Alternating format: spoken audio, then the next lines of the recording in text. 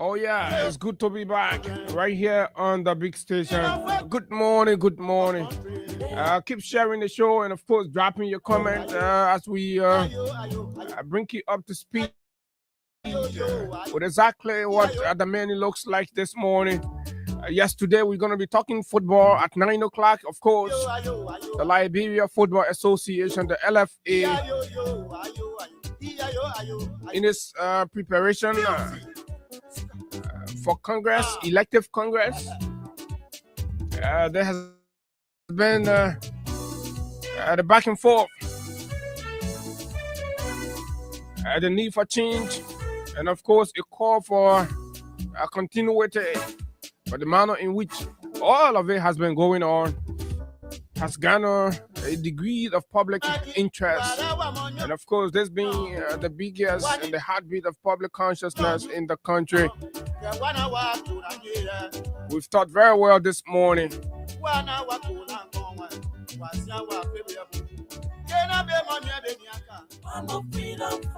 We've thought very well this morning to give an opportunity to the mayor at the center of the reformist agenda, the mayor with the desire to reform football, the dream and the vision to take Liberia to where it has never been before. But what is going on? In spite of the Supreme Court or the court's decision to establish the men's right to participate in the LFA electoral processes. Last week, a committee set up by the LFA came out and omitted Mr. Cassell Anthony Core.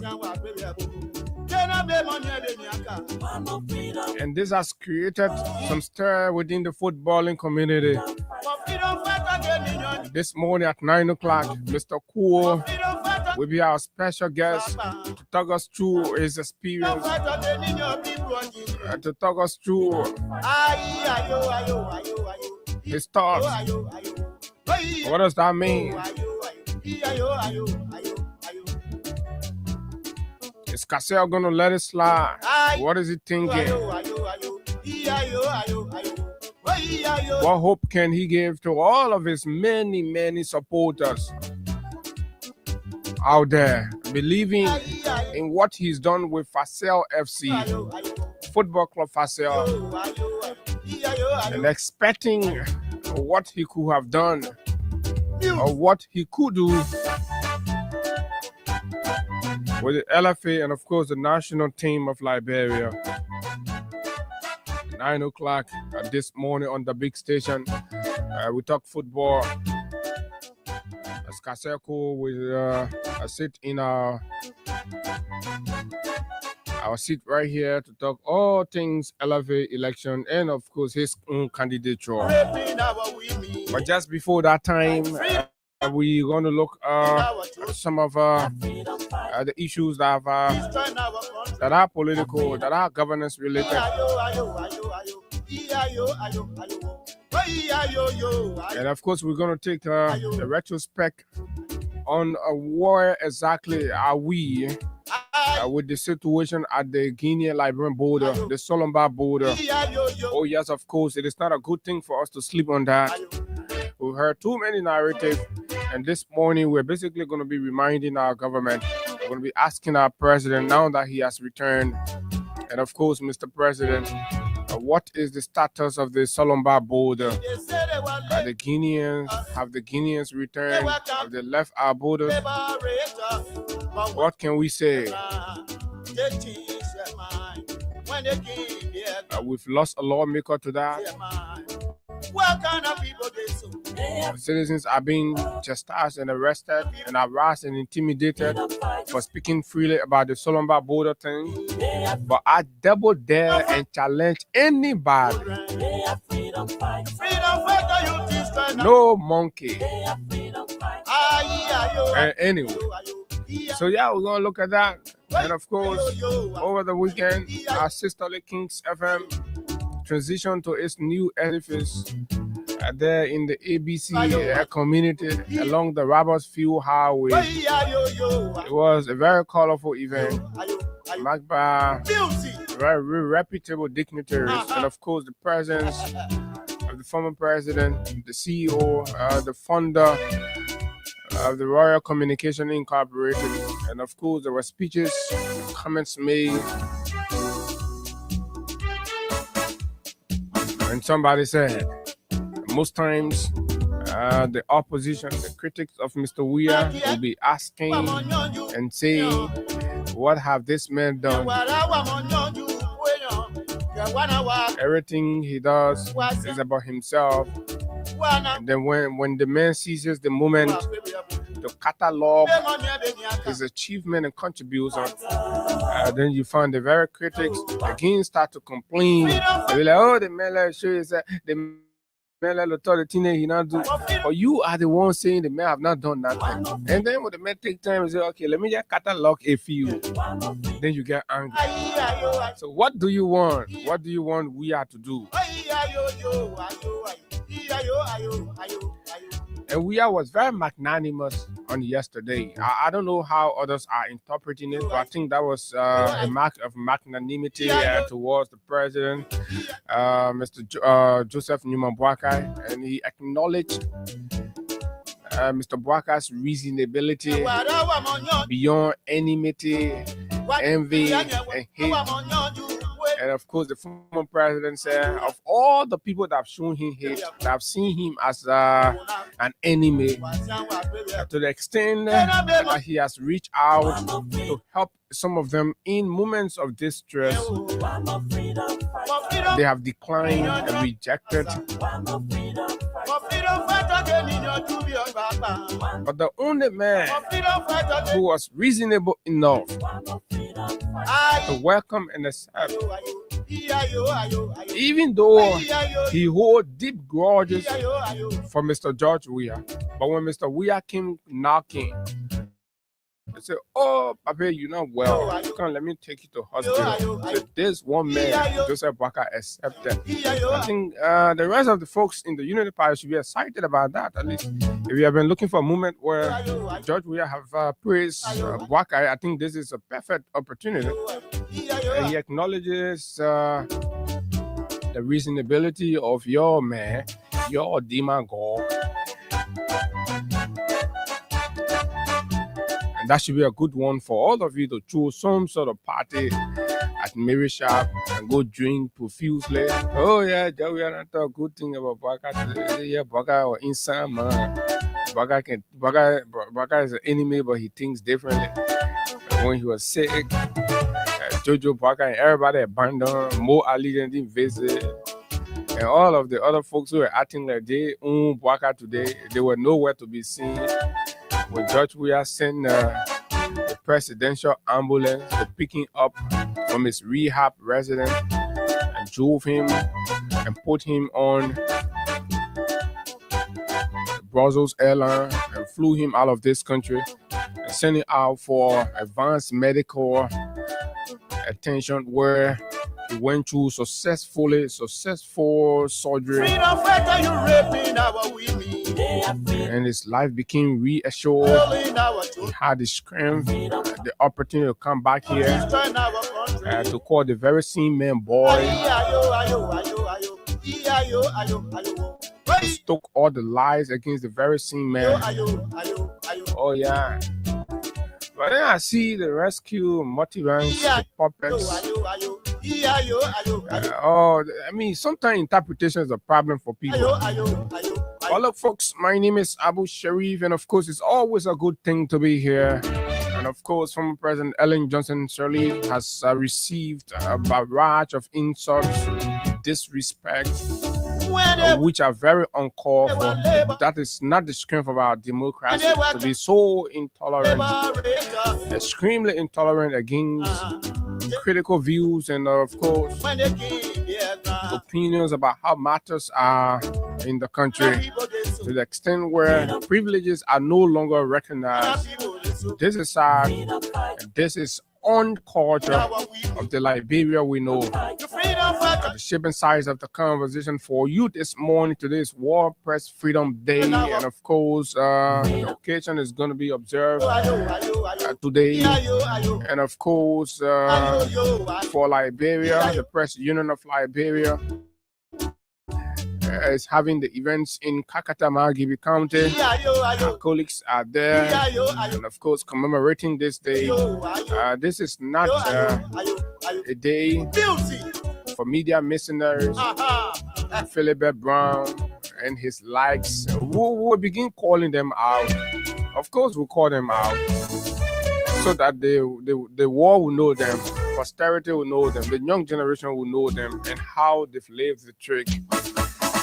Freedom 87.9, the People's Radio, where we speak truth to power without fear nor favor. We do not mince our words on anything. That's why we are the nation's number one. About of days when we come back, we rumble through the issues right here, making news area for you on the People's Radio, Freedom 87.9.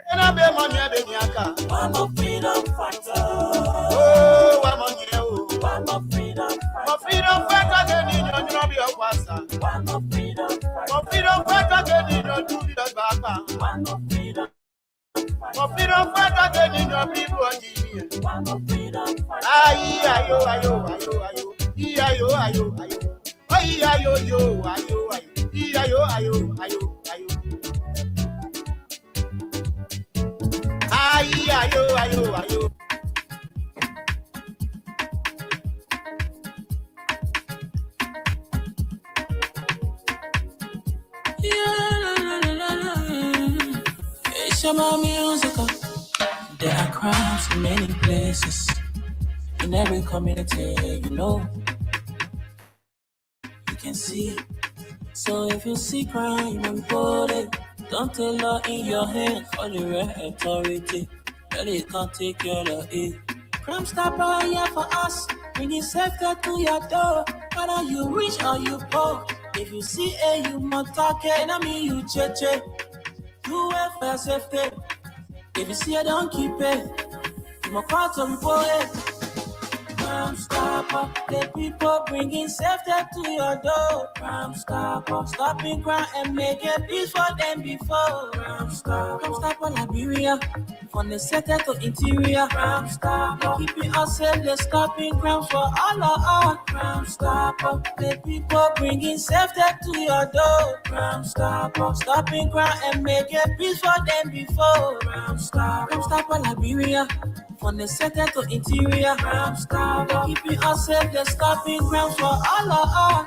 Crime Stopper Liberia is your community crime fighting partner. Don't take the law into your own hands. Remember, if you see a crime, report it. This is a message from your own self, Old Man Sam Cyan.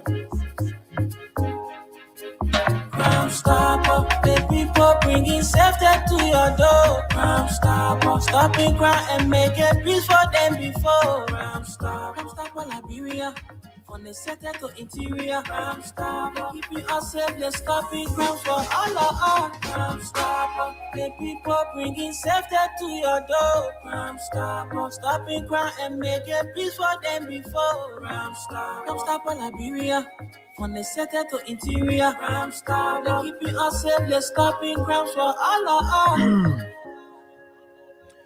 Crime Stopper Liberia is the official partner and sponsor of the Freedom Money Rise on Freedom 87.9. And folks, welcome. And of course, this is the breakfast conversation that you don't want to miss. Today is World Press Freedom Day, and there's a few things. There are a few things I like to say,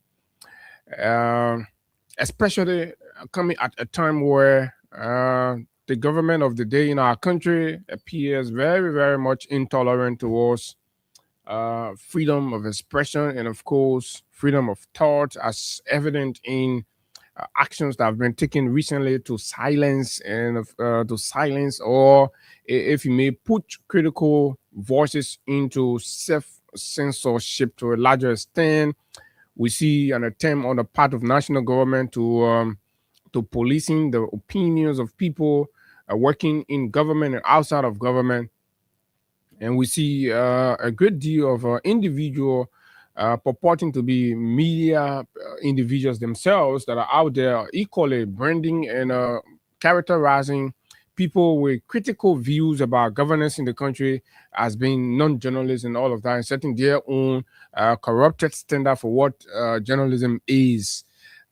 When we are talking press freedom, basically it goes a step beyond the traditional or your limited understanding of what it implies, and it's important that on occasions like these, during times like these, we provide some degree of public education around all of that, right? Now, today is World Press Freedom Day. A free press is not the enemy of a state in any given society, and this is to our president and his cohorts. When you have a free press, it is never indicative of an enemy to the state. The press work in peculiar way, in ways that triggered reform, in ways that triggered responsibility on the part of duty bearers, in ways that uncomfortably ignite a sense of national cohesion, national development.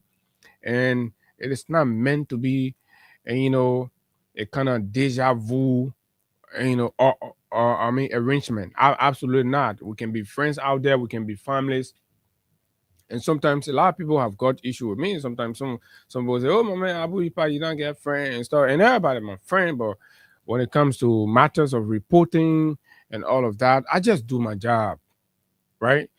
It is the mirror the state must face.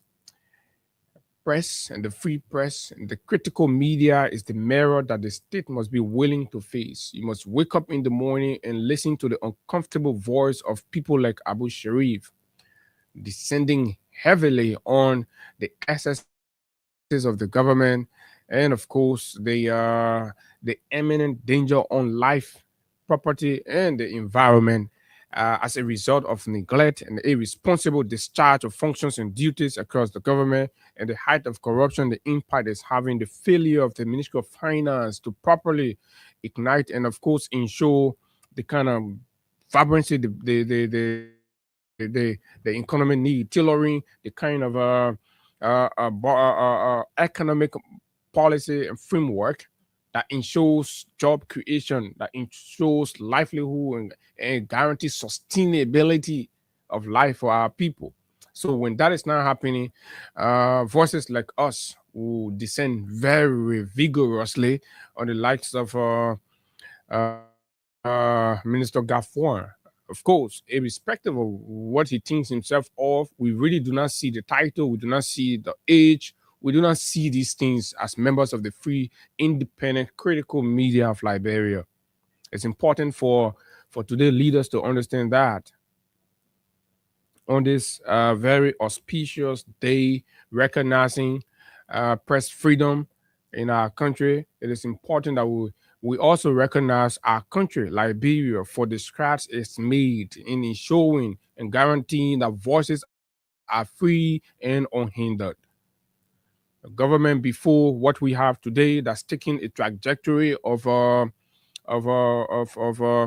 tyranny, right, have done significantly well. And credit to former President Ellen Johnson Sirleaf, in spite of everything that was going on here, she braved the storm to accede to some international regulations to guarantee press freedom. And when, of course, former President Weah did the heavy lifting. And all this government needed to do is respecting that culture and giving it more room to flourish. Unfortunately, the contrary has been the reality of today's Liberia, where people are going to jail for freely expressing themselves and being critical on people occupying public offices. This is sad. Protect journalists. When you protect journalists, you're protecting democracy.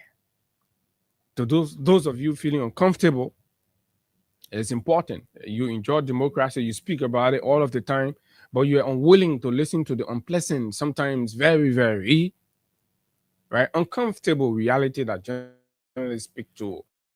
People like us, we've always said times for our number, and we always try to educate you on what we are doing. We are very critical people, and radical conveyor of the truth, understanding the terrain, understanding the environment. We have opted to be very radical in our conveyance of information to the public. And we're getting results. We've been getting results. I'll tell you about one, right? Liberia context. When you talk war press freedom, then you ask a major question. But how free is the press when reporters get harassed? When reporters get harassed, cyberbullying, cyber attack, our families are attacked, are insulted, ourselves, we are denigrated, we are disrespected, right? We are threatened.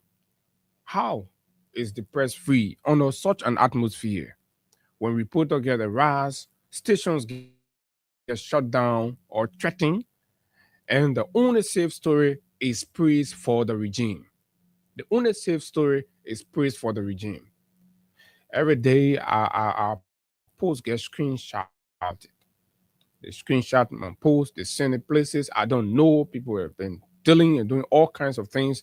How are we living under a free environment where we can do our jobs? We are earmarked. We can go. We can have the freedom to go places. We can have the freedom to interact in our own country. We're being policed because of what we do for the public.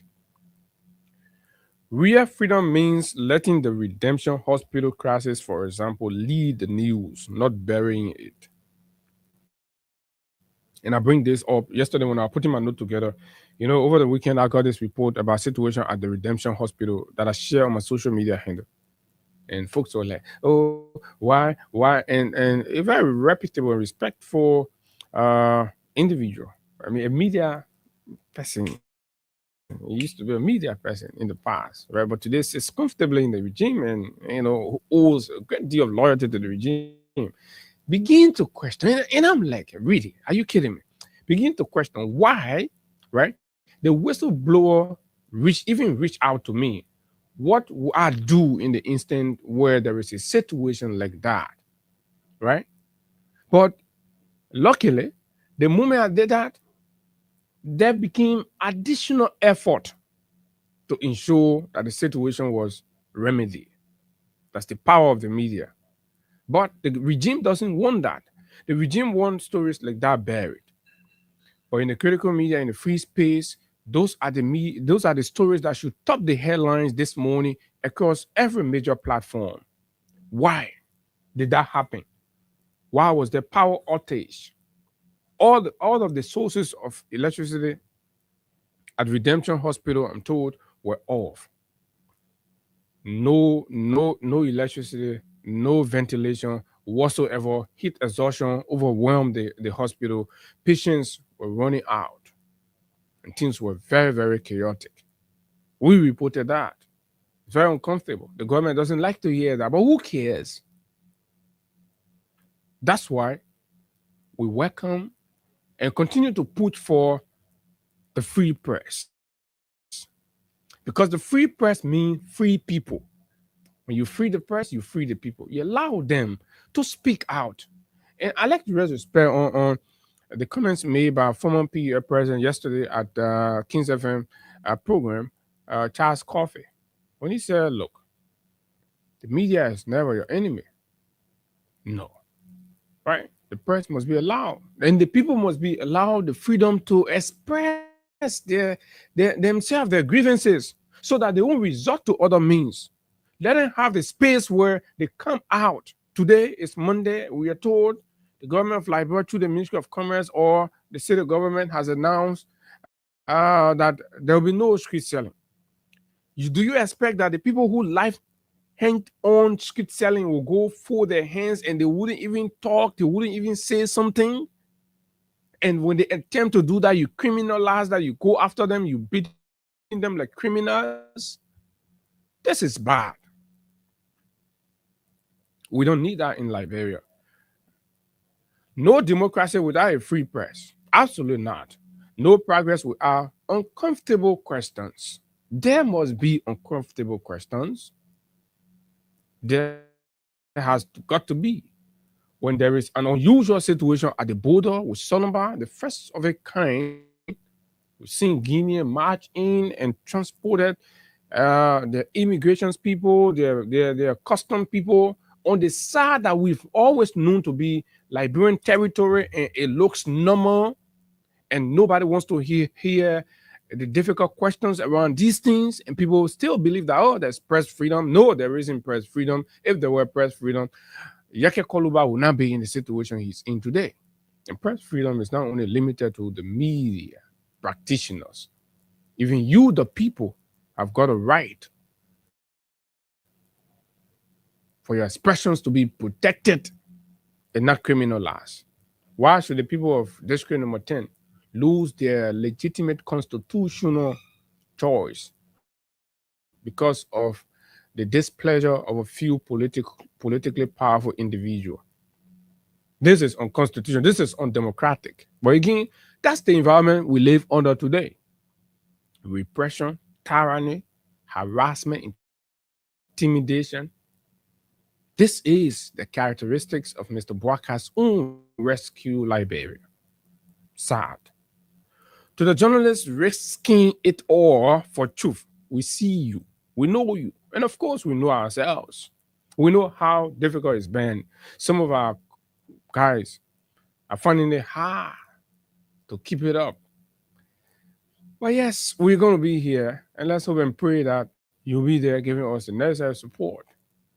We feel that we are human beings, we feel the bully, we feel the insult, we feel the threat, the intimidation, the deniers, we feel them, but we're standing up for our country, because tomorrow, this thing will be a thing of the past.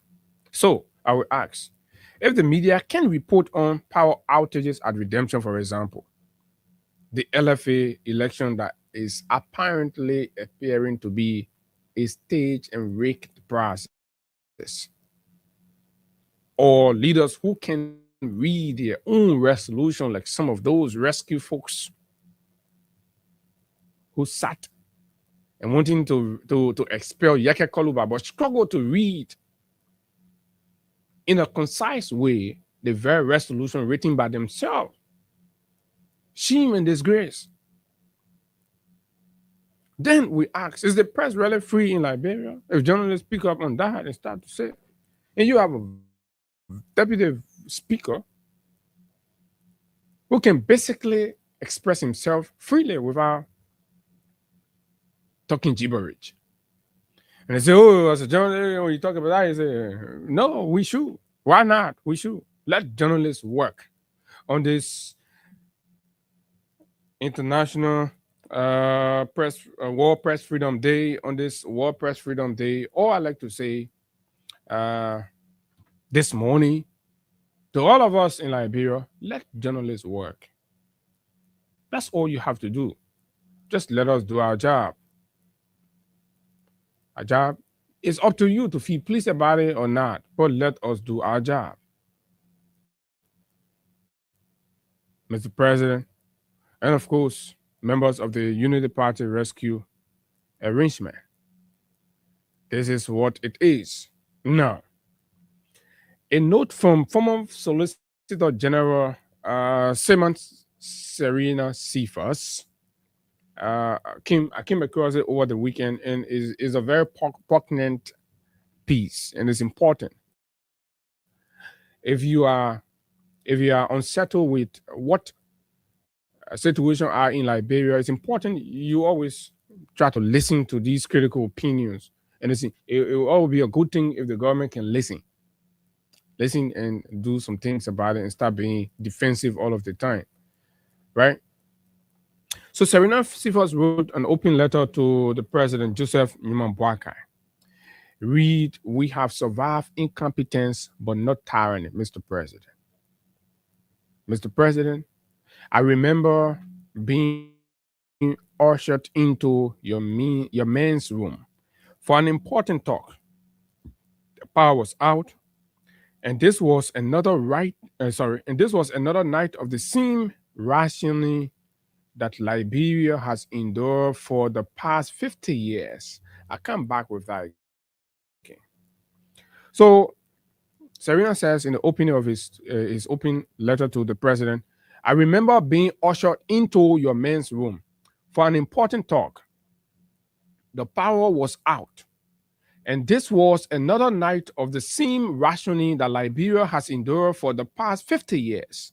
President Talbot once fired every LEC official when the elevator at Finance Ministry trapped him in darkness in 1974. He recounted. But this was different. The scene was different. This was the home of the former constitutional vice president, His Excellency Joseph Newman Boakai. Our Solicitor General visiting you, a former vice president, at your home. You sat there smiling and you told me stories about my father, how friendly he was. You never ran out of energy. I had come to meet you regarding the Alexander Cummings trial. The evidence of document tampering was weak and circumstantial, and we needed material witnesses, and you were one of them.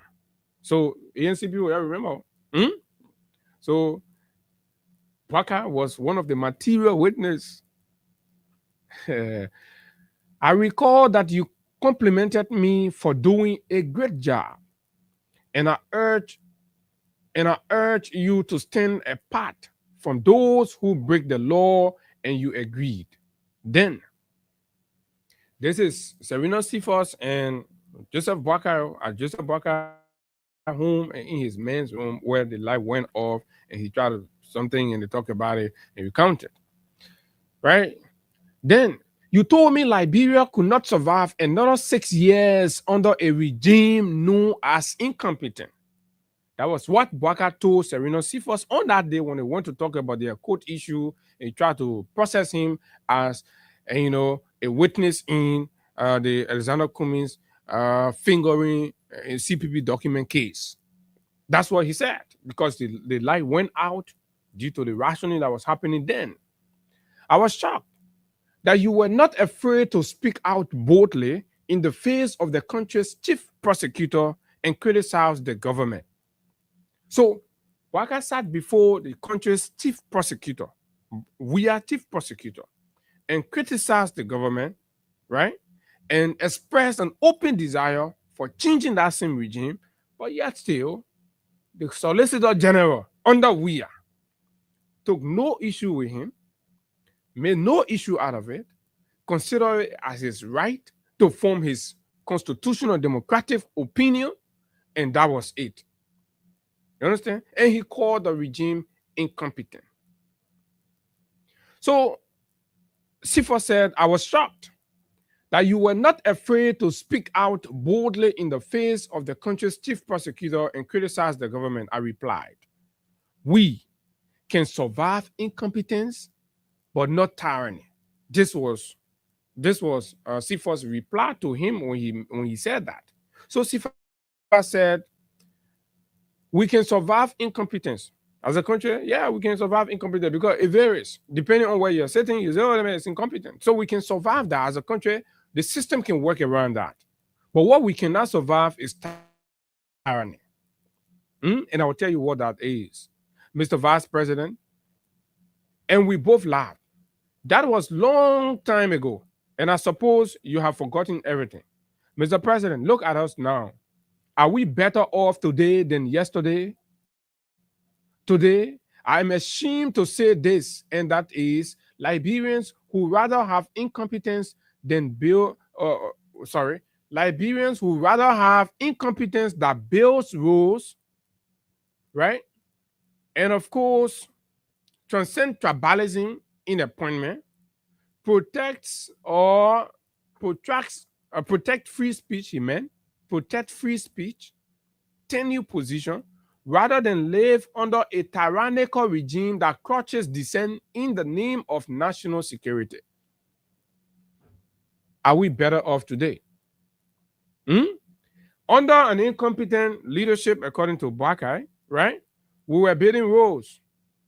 We were transcending, you hear any debate about tribalism, where you coming from, this, that, blah, blah, blah. Not too much of that was in our communities. We're living as one, right? Improving and building upon our social capital under quote unquote incompetent government. So your tribe, your religion was not seen in appointment, but what you can offer. But today, what do we have? 80% of the government coming from Lofa. And even in a Lofa, right? All of that, 80% coming from Foya, right? All of that, 80% coming from Kisi. Terrible, right? Is Liberia better off today? Under an incompetent government, Mr. President, free speech was protected. An act to decriminalize speech offenses was done. Criminal malevolence, libel, all these things, and were decriminalized and made civil offenses under an incompetent government. 10 new positions were protected. Nobody was negotiated with and removed from the 10 new position under an incompetent government. Right? Today, as we live under what is understandably a tyrannical regime that have crushed public dissent and taken decisions on tribalism, tribal and religious affinities, and all of that, disguising it as a national security operation. A lawmaker is robbed of his seat. Under your regime, police brutality is extended to the extent where it ignores legislative privileges, and regular police officers can lift baton and beat a lawmaker and kick him in the behind. We didn't see that under an incompetent government. Why are we seeing it today? Tyranny. Again, I submit that I am ashamed to face my sister Elizabeth Donkey, former commissioner of the Governance Commission, who on my advice did not challenge her illegal removal from her 10-year position, but who your government has refused to pay because she is from southeastern Liberia. Can you imagine? They removed the woman illegally. They sat down with her, they negotiated, the same way they did other people around here. But then, at the end, they said they ain't paying the woman.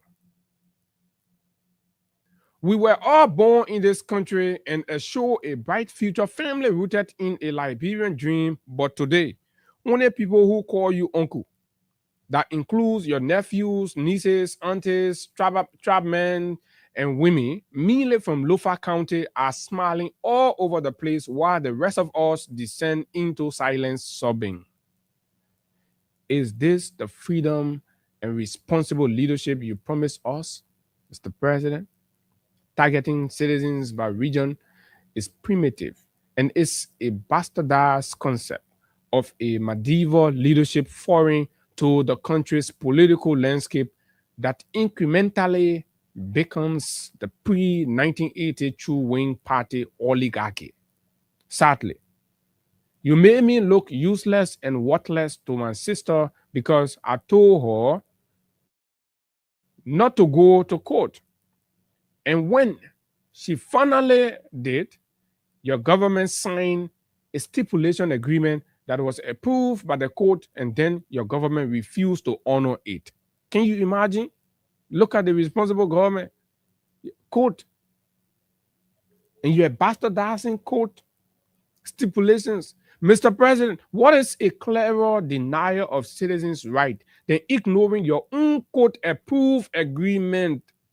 If our citizens cannot get any redress from the courts, where else can they go? The truth is simple. Life under incompetence was better than what many of us face today. We survived incompetence, but we will not survive tyranny. Look closely at your government, Mr. President, and look at your appointments. Is this not a tribal government? Fix it before history judges you. That's Sema Serena Cephas, right? Poignant. And comparing to the two-wing party there, And the Unity Party, the Unity Party chairman, I'm told at a recent program, stated clearly that the Unity Party will be in power for 100 years. I mean, that was a display of buffoonery. That party chairman, if you look at it, he appeared like a clown, a dress up clown and a buffon who's not in touch with the reality of today's democratic Liberia. And he thinks that because, and, I don't know. And this is how they get me so angry. And when I start talking, they say, "Oh, yeah, they boy, they're talking, they boy, right?" This is nonsense. But anyway, we'll find time to address that. Uh, that other foolish man. Hmm? But folks, this is where we are. And to further compound that, hmm, former President Ellen Johnson Sirleaf made a radio appearance, spoke her mind on what was happening in the country. And it alternates at another moment, former President Sirleaf or any other Liberian will take to the media to speak to current issue. And based on the reality and the facts with them, right, they will freely express themselves. But how tolerant and responsible is the government towards these? Ministers, deputies, and of course, head of agencies have all been raining insults at the former president, ignoring the privileges and, of course, the sacredness of the office she occupies as a former head of state, and the kind of respect that must be accorded that is not there. People need to insult to be accepted by the government. This is the atmosphere today, to the extent where people provide justification for the president loosely referring to citizens, no matter how difficult their views or positions are, referring to them as dog, equating them to dog, and people are finding defense for that. This is terrible. This is absolutely backward, but it's happening today under a system that promised to be a rescue that will come not only to rescue and provide job, but will also provide a conscious rescue for the psychological and, of course, the intellectual capacity improvement enhancement of the Liberian thinking. What do we have today? We have a bootlicking society where even prelates are compelled to bootlick the system that's rotting, that's failing, right? Even men of God have become worshippers, priest singers. This is disgusting. And the president doesn't see that. The president sees young, brave, courageous people like us and make us target in our own country. Where do we have to go? Send people after us, our young family, you insult us, you threaten us. We're not free. This is not democracy. This is tyranny. And that's what the world knows us. That's what the world knows Liberia to be today. But on the other end, you are demonstrating all these strong or whatever power here, and then Guineans have invaded our territories for over months. And the government has done absolutely nothing about that. And when these things happen, I was reflecting on yesterday, and I stumbled across an interview done with the WDR, the West Africa Democracy Radio, by my own boss, and of course, national security veteran, old man Sam Sion. From the genesis, from the beginning, you could imagine what the views of Liberians were, and what the reality is today is clear that people are disappointed, because when this happened, we were afraid. Nobody welcomed it. Everybody felt that something should be done. Even ECOWAS, we push ECOWAS to go ahead and do the right thing. ECOWAS mediatory interventions were made and all of that. But where are all these today? Where are all these? Should we live in an environment where one state can move across the border and seize territory? Is that what the government is saying? And it should look normal, it should look acceptable, and citizens shouldn't talk about it, and nobody dare say a word about it. Listen to the playback of the interview when this news broke out about Guinea crossing over and efforts that were being made. And so we asked question today, Mr. President, Where is the status of the Solomba border? These efforts must be accompanied by stronger measures to protect students and ensure. Guys, move closer. These efforts must be accompanied.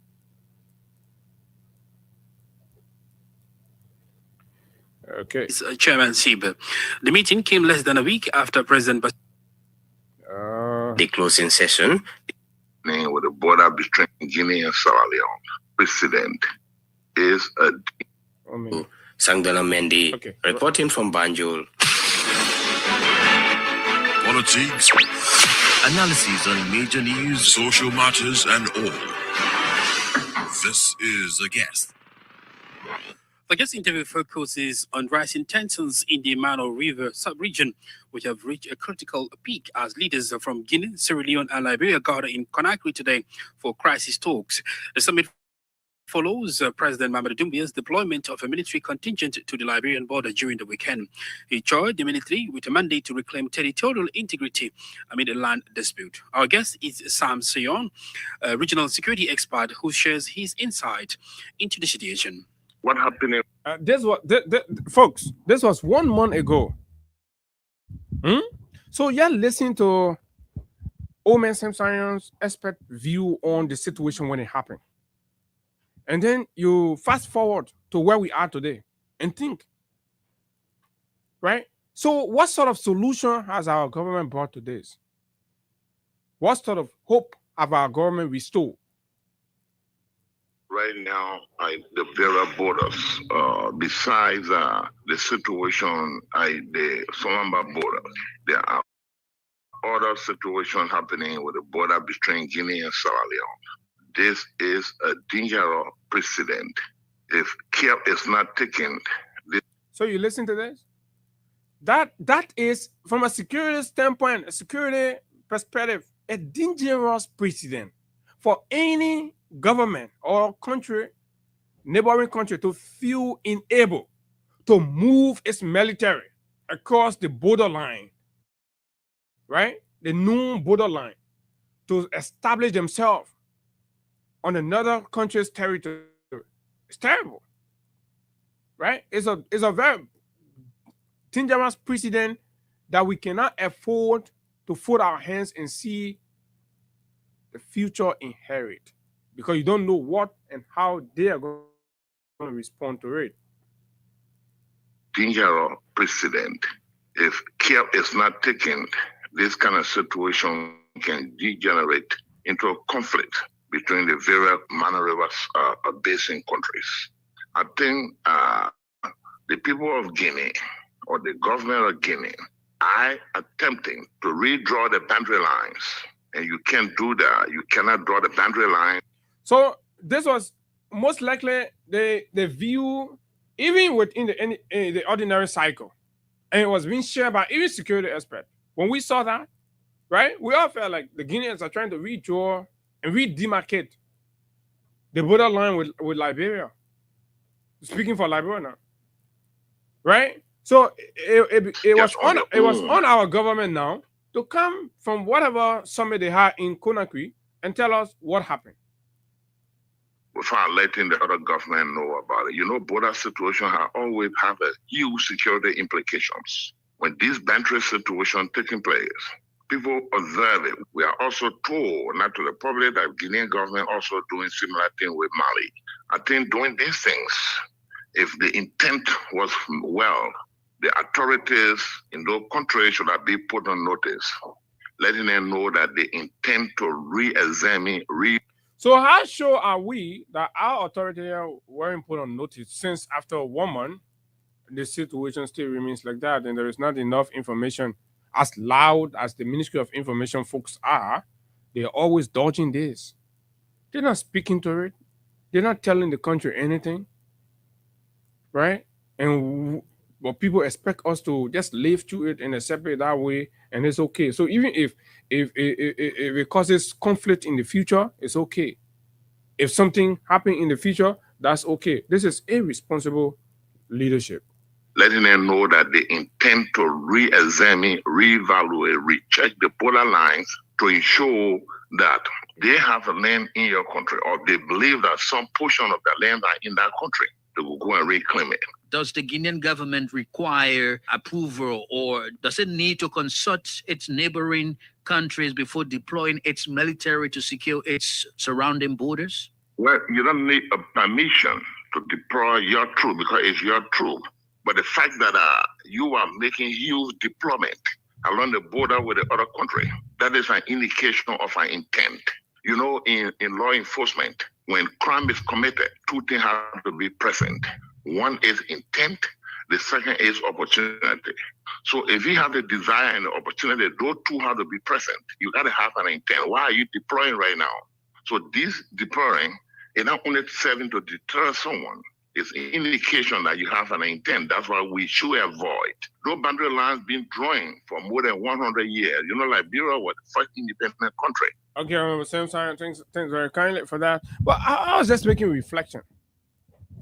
So 1 month later, where are we, Mr. President? What can Liberians say?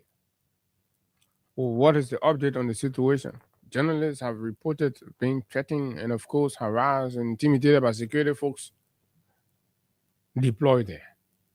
What is the truth about the Solomba border that you've not spoken to the Liberian people about?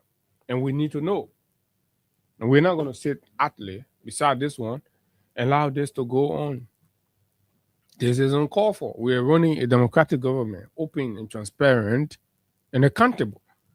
And that must be the hallmark of any leadership in this country. Folks, I'm going to open the phone lines to take calls and hear you out on the issues that we've talked about so far, right? At 9 o'clock, don't forget, our guest will be here, Mr. Cassell Anthony Core. We'll be talking the LFA matter. But let's take calls on this, and then when we come back, we can close up this first segment on something else, and of course, prepare to host Mr. Cassell Core. 0776 104 104 086 500 104 plus 231 86 500 104 are the numbers to call. And of course, you'll be live on the nation's premier most listened to conversation right here in Liberia. Let's take this caller here. Good morning. Yeah, good morning, Abu. You are saying, for the listening, probably never connected with things because this is number 7. Go ahead. You are saying, this government, when it started, they are two million view, then telling the people that this government is not good government. And women brother who post for 42 years experience is breaking all the rule of law. Now, the renowned lawmaker, General Attorney General, are speaking now because of what Baka is doing. It's glaring now. That's what citizen are saying. We know that Baka will never regain power. During the party we're talking about 100 years, where will he be? Will we get there 2029? Where will he be to rule the country? He will be in it. Okay, thank you very much. Good morning. Good morning. Mm-hmm. Yeah, Edmund Carr, and I remain a visionary player pushing for the return of President. We are not concerned Liberian for justice. That is why we have always called on the government to use the expertise. We are not lacking. This is why other governments were able to succeed. The President Ellen Johnson Sirleaf, the President Weah. Listen to the expert opinion of Onesan Zion. You can take that away from him. So when you guide your experts in your country, it doesn't matter which political party to support or what you do when these kinds of situations arise. All hands are on deck, and you rather the best brain of your people. The issue is addressed. So on the sense they are put it right. Did they see any political party in here too? No. The concern is about Liberia. The concern is about what we have necessitated the tension at the border, and what can we do to make sure that it is resolved? That is why you heard from him. He was not speaking party. But when you talk about the insecurity, it's clear, my brother, we know. Even those of us that are calling on this show because of the enlightenment and making our position clear. Go check in our office. Go check and see messages that the same day you hear will rise. But will that make us to power? No. We will be restricted because we want to stick to power. We will be restricted for the sake of the Liberian people. But we cannot do you agree with Sima Serena Sifos that what is happening today is a tyranny? It is a big tyranny. Look, what else you want to hear? The former two presidents are speaking. Stakeholders in the country are speaking. People in the Serena Sifos, they are torturing in the era of lawyer. They are telling you, say, oh man, you need to slow down. Stay. They continue to do it. I agree with him. This is a complete tyranny. They don't want you to speak up because they are not delivering. They don't want you to put it out. But the people are aware that they are not delivering. So why is it you want to call up? So it's true. All right. We will fight it. We cannot allow them to prevail. Thank you. Thank you very much, Edmund Carr. And of course, what is tyranny? Tyranny doesn't arrive with gun. But when questions becomes crimes, when you ask questions, when you ask about things, and then you form opinion, and then it becomes a crime, that's what you call tyranny. And silence becomes safety. When you have a situation where you have to choose, right, to be silent, that's the only way you are safe. And then when you talk, then you have committed crime. Prophet Keys, languaging behind bar. Mark Jabate doesn't have a job today because Mark was critical and exposed the filth and death across Monrovia. Yeke Koluba is no longer a lawmaker today because he spoke truth and spoke for the government to be responsible and tell us what is happening in Solomba. That's tyranny. It is tyranny when asking questions becomes a crime and silence becomes safety. Good morning. Good morning. Good morning. Good morning. My name is Uyatumbo. I'm calling from Amagashi. I'm a concerned Liberian. Go ahead. Yeah, thank you. My attention has been drawn to the Solomon border area. Be a politician, political party, or no political party. That will be straight to the point. We are in an era where people are buying nuclear weapons and some machine things to protect the nation. This border area, some people are invading countries, sit and watch it every day on television. Another country can invade another country. Being a Liberian, we should be able to defend, and our government should be responsible and tell us what is going on. Or else one day we'll tell any country, that can invade. Because we don't know what's going on. So then that's why we're asking the question. So what's the government? What has the government done about the Solomba thing? Is it okay? We should forget about it like that? Should we live side by side with the Guineans? We should not. Because the first thing there, the Guineans are moving more troops to our borders. And like me, I know that talking go to security surveillance within that district there. And people can come on reconnaissance. We should know that our government shouldn't be playing child play on things that will affect the nation massively. Okay, thank you very much. So let me end the interview, but keep putting your calls. So if you have the desire and the opportunity, those two have to be present. You got to have an intent. Why are you deploying right now? So this deploying is not only serving to deter someone. It's an indication that you have an intent. That's why we should avoid those boundary lines being drawn for more than 100 years. Liberia was the first independent country. Right now, trying to redraw a boundary line, that is not a good intent. What could be the intent that you're talking about? Well, you got to have an intent before you make an action. Why is it deploying? Liberia got porous border with Guinea. Guinea also porous border with Liberia and Sierra Leone. There had never been at any moment where huge deployment were made. What I know usually happens when there is election in either of the country, security forces will do what we call confident patrol.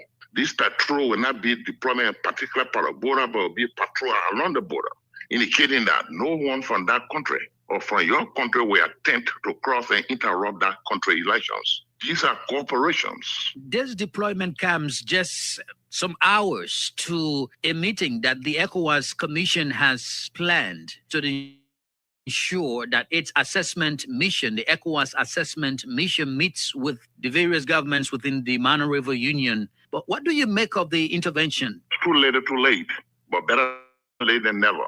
ECOWAS should be proactive because when these situations are nipped to the bud, it wouldn't degenerate. While Guinea is deploying, I saw a video, I don't know whether it's a genuine video, where the Guinean government, the president of Guinea, assigned the flag to the troop towards the border. These kind of signs, I think are a sign. ECOWAS should immediately put halt to this thing. You can deploy your troop at your border at any time. It's your border. So I think ECOWAS should be fast enough to ensure that we don't have a border dispute that will result into some kind of war. Sam Sreong, a regional security expert. Okay, that was an interview conducted with the West Africa Democracy Radio with Omen Simpson. So you listen to it, and that's what we asked 1 month later, or plus 1 month later. Where are we, Mr. President? Good morning. Thank you very much. Good morning to my Freedom FM family, and good morning to my dear brother in studio Abu Shari, and good morning to my Liberians already the land morning. The name remain constant so EF Kamal this beautiful morning. Go ahead, man. So brother Abu Sharif, I want to speak on the issue of CPP saga at this time. And who was the conspirator that led to the CPP to fall apart was Joseph. So what's the importance of CPP for a partner? What the importance of that one right now? We're talking about attack on freedom of speech and then our border going to CPP. Joseph Boakai is a home call.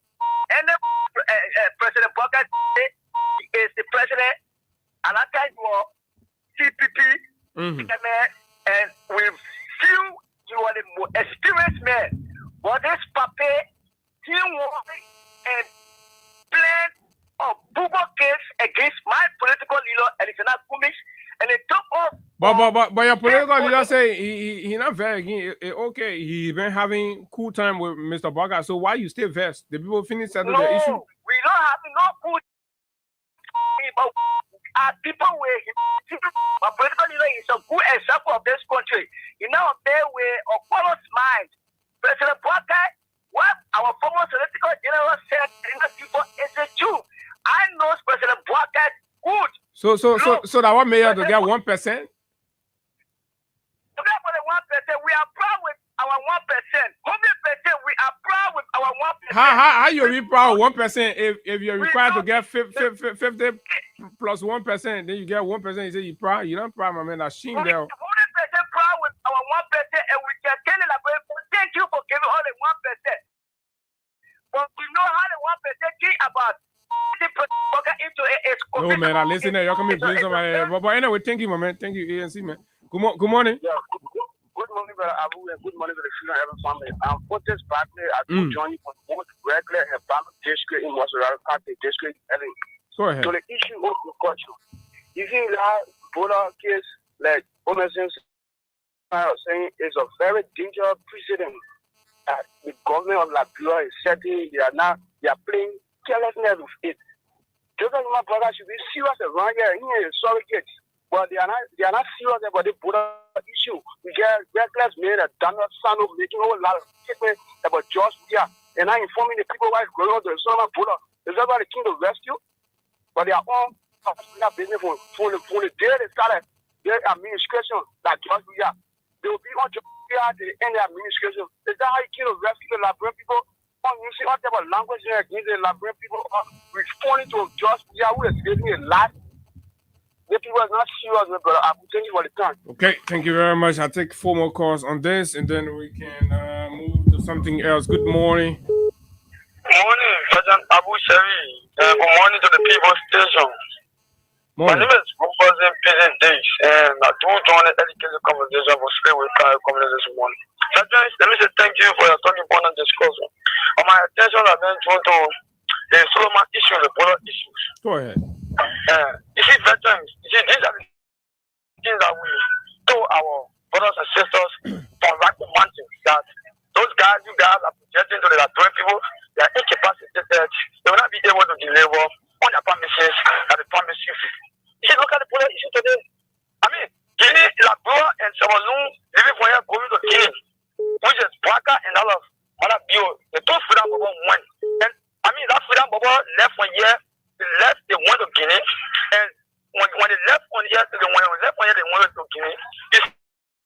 what happened? Guinea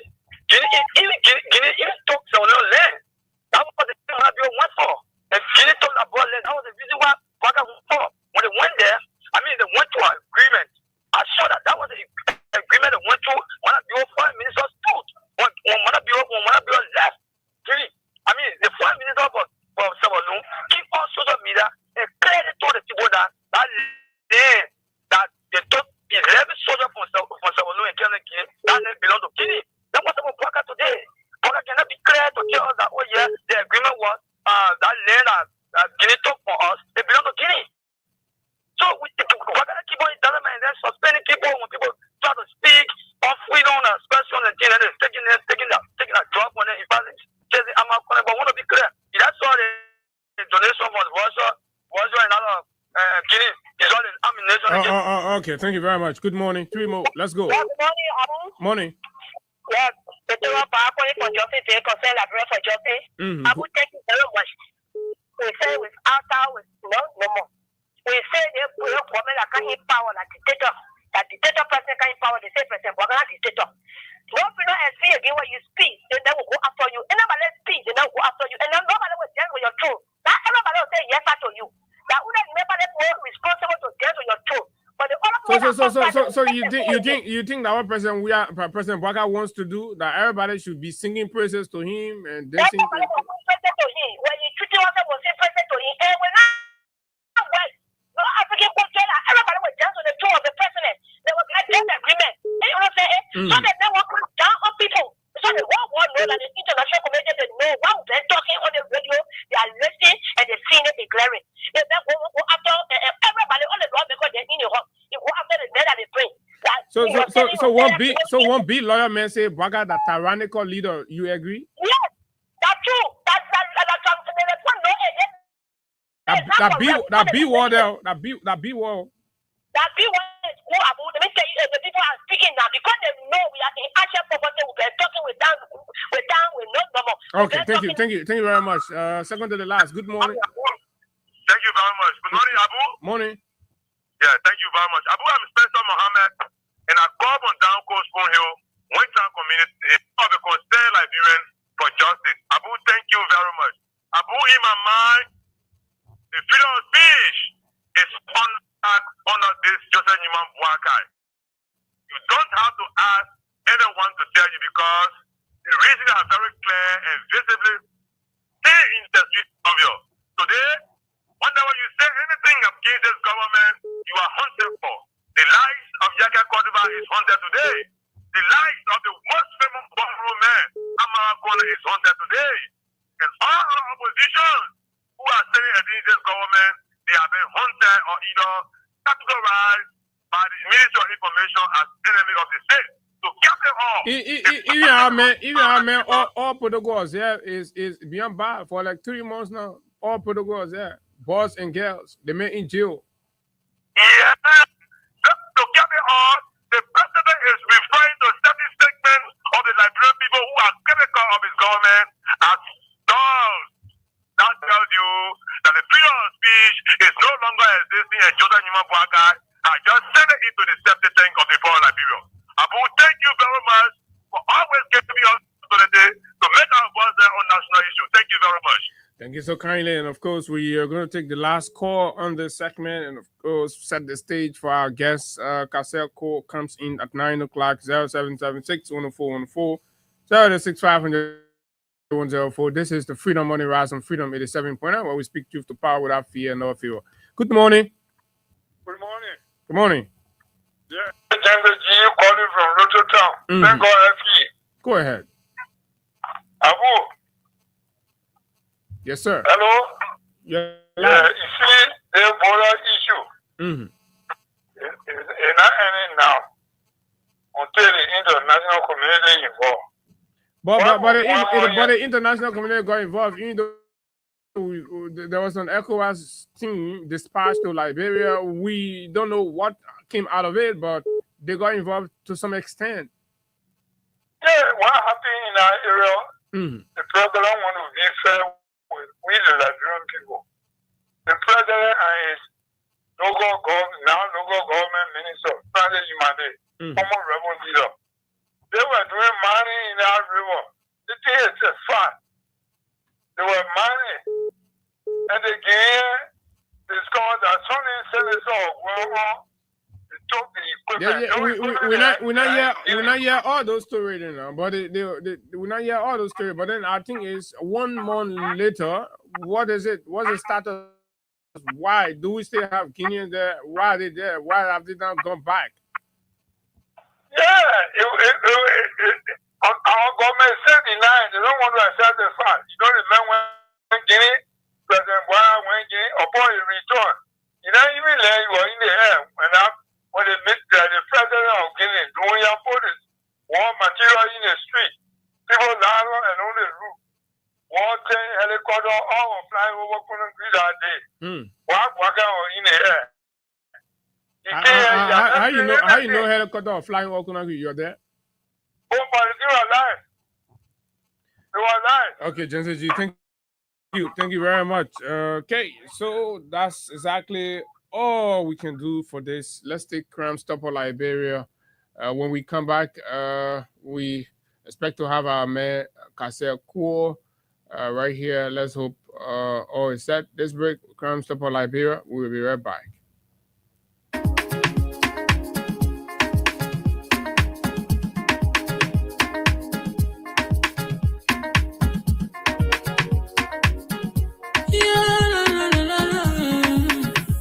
About musical. There are crimes in many places, in every community, you know, you can see. So if you see crime, report it. Don't take law in your hand for the right authority. Really can't take care of it. Crime Stopper here for us, bringing safety to your door. Whether you rich or you poor, if you see a you must talk it, I mean you cheche. Do it for your safety. If you see it, don't keep it. You must call to report it. Crime Stopper, the people bringing safety to your door. Crime Stopper, stopping crime and make it peace for them before. Crime Stopper Liberia, from the center to interior. Crime Stopper, keeping us safe, they're stopping crimes for all of us. Crime Stopper, the people bringing safety to your door. Crime Stopper, stopping crime and make it peace for them before. Crime Stopper Liberia, from the center to interior. Crime Stopper, keeping us safe, they're stopping crimes for all of us. Crime Stopper Liberia is your community crime fighting partner. Don't take the law into your own hands. Remember, if you see a crime, report it.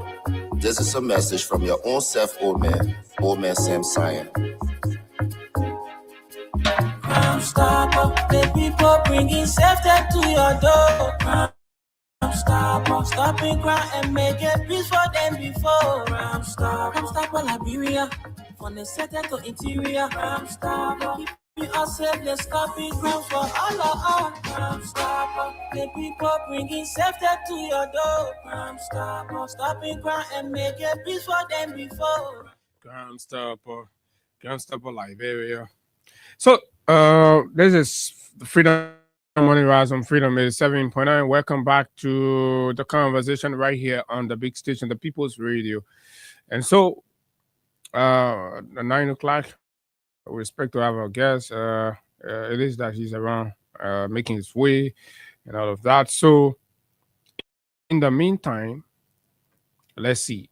So, I don't know what is the atmosphere out there because, like we were told, the government of Liberia is embarking on ensuring that there is no street selling. Somebody was explaining that to me, that even those of you who have your small booth mounted along the streets, doing mobile money transactions or chin money, or just doing any kind of small petty transactions for your own daily survival and all of that, the government said they do not want that. And they're going to clear all of you along the streets in Monrovia and around the place. So I'm told today was set as a deadline. How does it look like out there? Have they begun enforcement? To some people, especially those with elitist thinking, and they believe it's okay. Monrovia needs to look like that, and everybody to go. But then those with a sense of survival and the need for equity people trying to pursue whatever they want to. No, how do you do that in the absence of creating any means? You've created no job. You've done nothing absolutely. You've brought no programs to absorb these people in other ways, but yet you're displeased with having them do exactly the same things they've been doing all through. They've educated themselves. They're educating their children through those very means, and you're trying to disrupt that, right? The man the president has brought to help him with the economy, Mr. Augustine P. Gaffron, he's been sluggishly performing and, of course, running Liberia into debt after debt. As we speak, Liberia public debt stock is skyrocketing. We're an indebted nation. We're just taking debt. You know how when you owing people, you can be so embarrassed, you can't get voice, and, shame, you hiding yourself. This is how disgracefully Gaffron is plunging our country into an embarrassed nation among community of nations with debt stock all over the place. They're just collecting money uselessly, using these monies and having no impact absolutely. But all they do, they design different scheme to target the have-not, the struggling masses. Okay, so no tangible development to match our skyrocketing debt portfolio. When you look around, you say, how did we accrue all these numbers of debts, this number of credit as a country? What accounts for it? What is the development? Okay, we see maybe there's big and other things. You say, oh yeah, this is the reason why the government took the money and all of that, right? As of December 31, 2025, 2026, this is May, right? May 4th. We don't know. So as of December 2025, Liberia debt stock stood at US 2.8 billion. 2.8, that's whooping money. $2.8 billion the country owes, right? And we don't see anything. People are crying. Hunger is everywhere. Nothing is improving. Starvation, people are dying from hunger. Schools are without tears. Hospitals are without bed. And of course, women are left to give birth in the street. And this is what is going on in the country that owes over $2.8 billion under Mr. Joseph Newman Boyka, the rescue president. If the recently approved IMF 266 million resilience and sustainability facility is added to our current 2.8 billion debt portfolio, that means Liberia total debt stock will jump to $3 billion in no time. $3 billion. Poor, suffering Liberia. Why they got so like this? $3 billion. So the next government, whoever that becomes, will have to face this. The next Liberia will have to face this. This is exactly what's going on in the country and all of that. Then you have it as it is, and then Mr. Augustine P. Gaffron is the Minister of Finance and Development Planning, responsible for the fiscal management of our country and the economic health of Liberia. How has the man been performing? Sluggish, absolutely sluggish, doing nothing, zero. False promises, lies, and deception. Promise that he's going to ensure that nobody makes less than 150, a bull-faced lie. This man takes credit to pay public service worker. Liberia is in a deep mess. Just last week, I confirmed from a finance ministry source that the payment for April had to be sourced through credit. We're living on hand to mouth. This is so very embarrassing, disturbingly embarrassing for a government that brags about all of the sophistication to come here and struggle to pay basic salaries. This is embarrassing. And then yet still, when there are conversations, you hear them, they are the loudest. These are noise makers, and they call themselves rescue people. But folks, we're going to be here tomorrow. We're going to go into the economic outlook. And of course, Wednesday, we hope to have Mr. Benedict Koluba to run us through. These are issue-based conversations. It's important that we always bring around the experts in the area to to talk about it, right? That's exactly what it is. So I guess it's right here. And of course, we're going to be talking football, suspending politics for now. We're going to talk football. This is Freedom 87.9. Welcome to it, as you have all been following. So let me take a break. And then we'll come back. We take Mr. Cassel Cole right here. Crime Stopper. We'll be right back.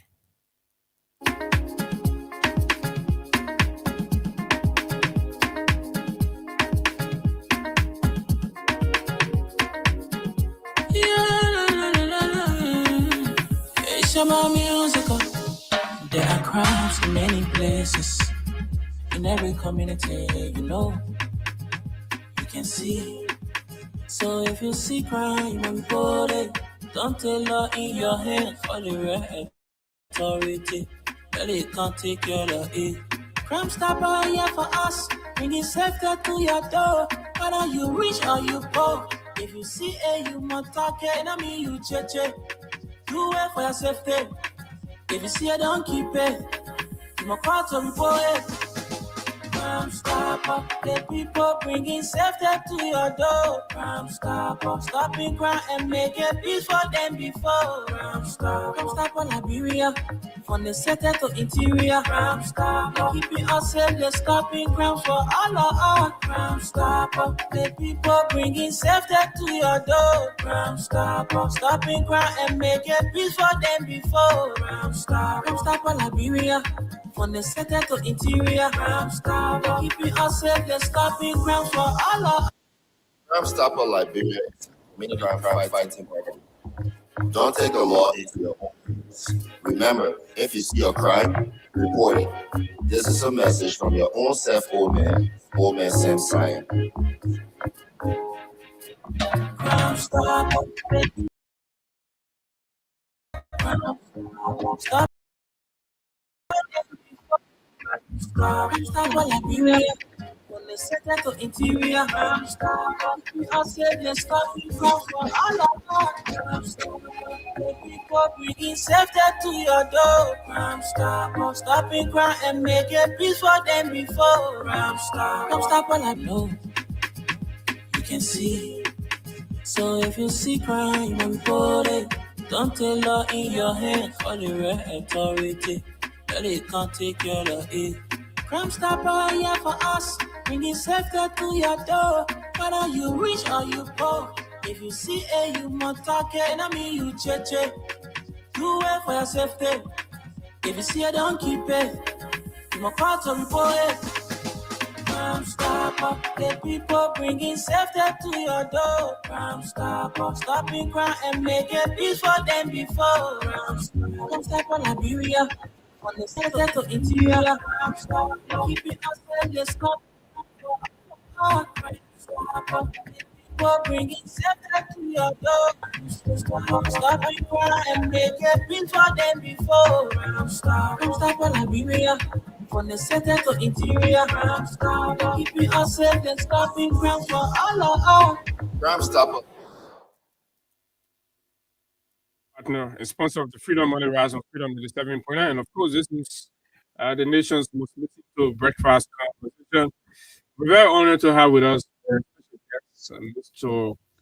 Cassel Anthony Cole, candidate for president of the Liberia Football Association, who was recently disqualified, but he has got some issues with that, and of course, accepted to be our guest this morning to talk us through all in relation to that. Good morning, Mr. Cole. Good morning. We give glory to God for it, and I appreciate God for the brief of life, and thank God we are here. Okay, how does it feel?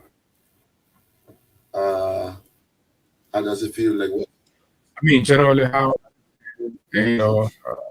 as activities outside of whatever, but personally, how does it feel? Everything is great.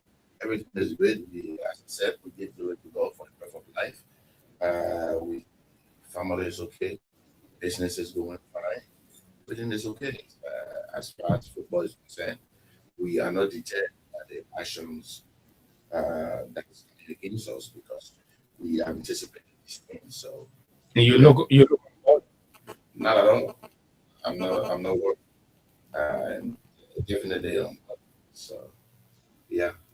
Don't you feel raw opportunity to I believe that is going to be because of the decision that was taken by the election committee. That decision got final. So I believe it's going to be corrected and I'm going to be on the ballot. And I'm going to have that over myself. Okay, we'll talk about that. But talk us through. A lot of people may not know exactly who is Kaseko. What do you do? What's your history and background with football in Liberia? Kaseko is the owner and CEO of both FC Fasel and the Girls, the global champions of America, both male and female division. And we keep football since 2009 when we funded FC Fasel at the level of third division committee. Okay. So ever since we've been also named in football, we have invested hugely in football, and we have the passion, the ability to lead. We also serve as president of operation for the Liberia Football Association Responsibility Regime. Okay. So you've been around. There's a familiar territory. What drives your passion for football, especially with all the investment you've made, that drive? I believe that we have the ability to change things. I'm a vision bearer, and I believe that vision is to see Liberian football move highest level. Liberian football, I'm able to be. Listen, I always say this: if we can get a ballot from Liberia for the whole Africa, there's no ballot than just we are. It means there's too much cultivated, so much players in this country that needs to get their future back, that needs to get to their spotlight. But I believe those in leadership, they don't have that ability. But you were once in leadership. I was there. What did you do? As president. Very influential. The Liberia Football Association. I will be honest with you. It's no disrespect, but it's a position. Okay. It's not a position of authority. It's a position that you work on the pleasure of the president. Okay. What the president wants. Somebody may ask what they are do for since serving approximately 8 years as in that position as second vice president. And I don't believe somebody can show me what he did for football. He did nothing. It's because everything we talk about, when we talk about Liberian football, we talk about Mustafa Raji. You don't hear Julius Sit. You don't hear Sit. You hear Mustafa Raji. Because that is the structure in which they put in place. But in the position, your own recommendation to the vision bearer to moving the sector forward. Absolutely. But at the end of the day, you, as you said, recommendation. You don't make decision. You give recommendation. And the recommendation will be accepted or will be implemented with the vision there. So that is it. That is why we are looking for the highest office, because we know our capacity. We know what we can do. Okay. We know what is in our mind. So at the end of the day, we will get a higher seat so that our vision cannot be overlooked. Just to come to higher seat, you spoke about change. This is something need to change that with football. So what do you identify? You've been around, you've been in leadership, you've been contributing from grassroots all the way to the highest echelon of football in the country, all of that. What do you think is that needs to happen that has not happened? Solid structure. Our football is lacking solid structure. What do you mean by that? If you check, if you look, the current when it comes to grassroots is zero. There is no implemented strategy on how grassroots football develops, and there is financial. There is inadequate financial in the FA. Inadequate financial. There's no money. The FA only depends on them. Okay. That's it. For example, we run season in the upper leagues with no sponsorship. But besides FIFA money, what other money should the FA be depending on? You have the portfolio as the FA president, as the FA leadership. They should be able to source funds. To get fund from what? From private entities, from international entities. It depends on who is in the position at the time. You should be able to lobby. If you carry vision, you should know how to support vision. Okay. Yeah. See, a lack of people perish. So you have the knowledge. You want to be FA. You should have the willpower to be able to source the adequate fund that the authority deserves. And from your observation, has been lacking the ability to lobby, and so is the requisite fund to support football like that. And they've been lacking so bad because you can see why is the quality of the people for leadership? Oh no, because they don't. They see the difference between they say what you do is what you do. Okay. What you don't know. The people in leadership, they don't know how to. They complain not giving me the very low amount of money in the budget for football. This, that, and they don't make that all the competing priorities. It's a woman in or working in water, whatever it's income. The government need to take care of this area. Healthcare in this country is at the minimum. Okay, so football support outside of government entities. That's what you're talking about. 100%. How are you going to? Because a lobby, you got to know how to lobby. You got to have the ability to convince people. And we understand that because we've been there, we've done that. We know how to lobby. For common example, if we tell you, yeah, right, anti-facile trade, Algeria, competition and pre-season. I know that I got sponsorship in my international partner, 1.5 million. So I know how to get what FC. So it might be the authority to lead Liberian football. That is a different portfolio. That I will no longer be myself. I will be the head of Liberian football. So the language we know how to bring. We know how to bring. And of most times in these kinds of conversations, you have to have something as a back that looks impressive, that looks true, that people can invest their money in. Because no matter what, it's a give and take. So from a football perspective in Liberia, what do we have that you as president take out there and attract foreigners support or money? We have everything. We have got absolutely everything. We have our. The problem is, it's like selling it, and only people will understand selling and buying. Listen, if you put together an attractive football development plan, grassroots football, and you sit down with some of the very same company in this country, like the Asylum, team, and so forth, you sit down with them, with an excellent deliberation. I promise you, they will get interested in channeling some of their social responsibility and funding in football. We know what to do. We know where to go. We know who to talk to. Like, we have these meetings already. Like, I'm not yet the Football Association, but I have had meetings with the current speaker of the representative. And we are very successful on talking about how football can be developed in Liberia. And I know what I can get out of something like the speaker if I'm at that level of leadership in football.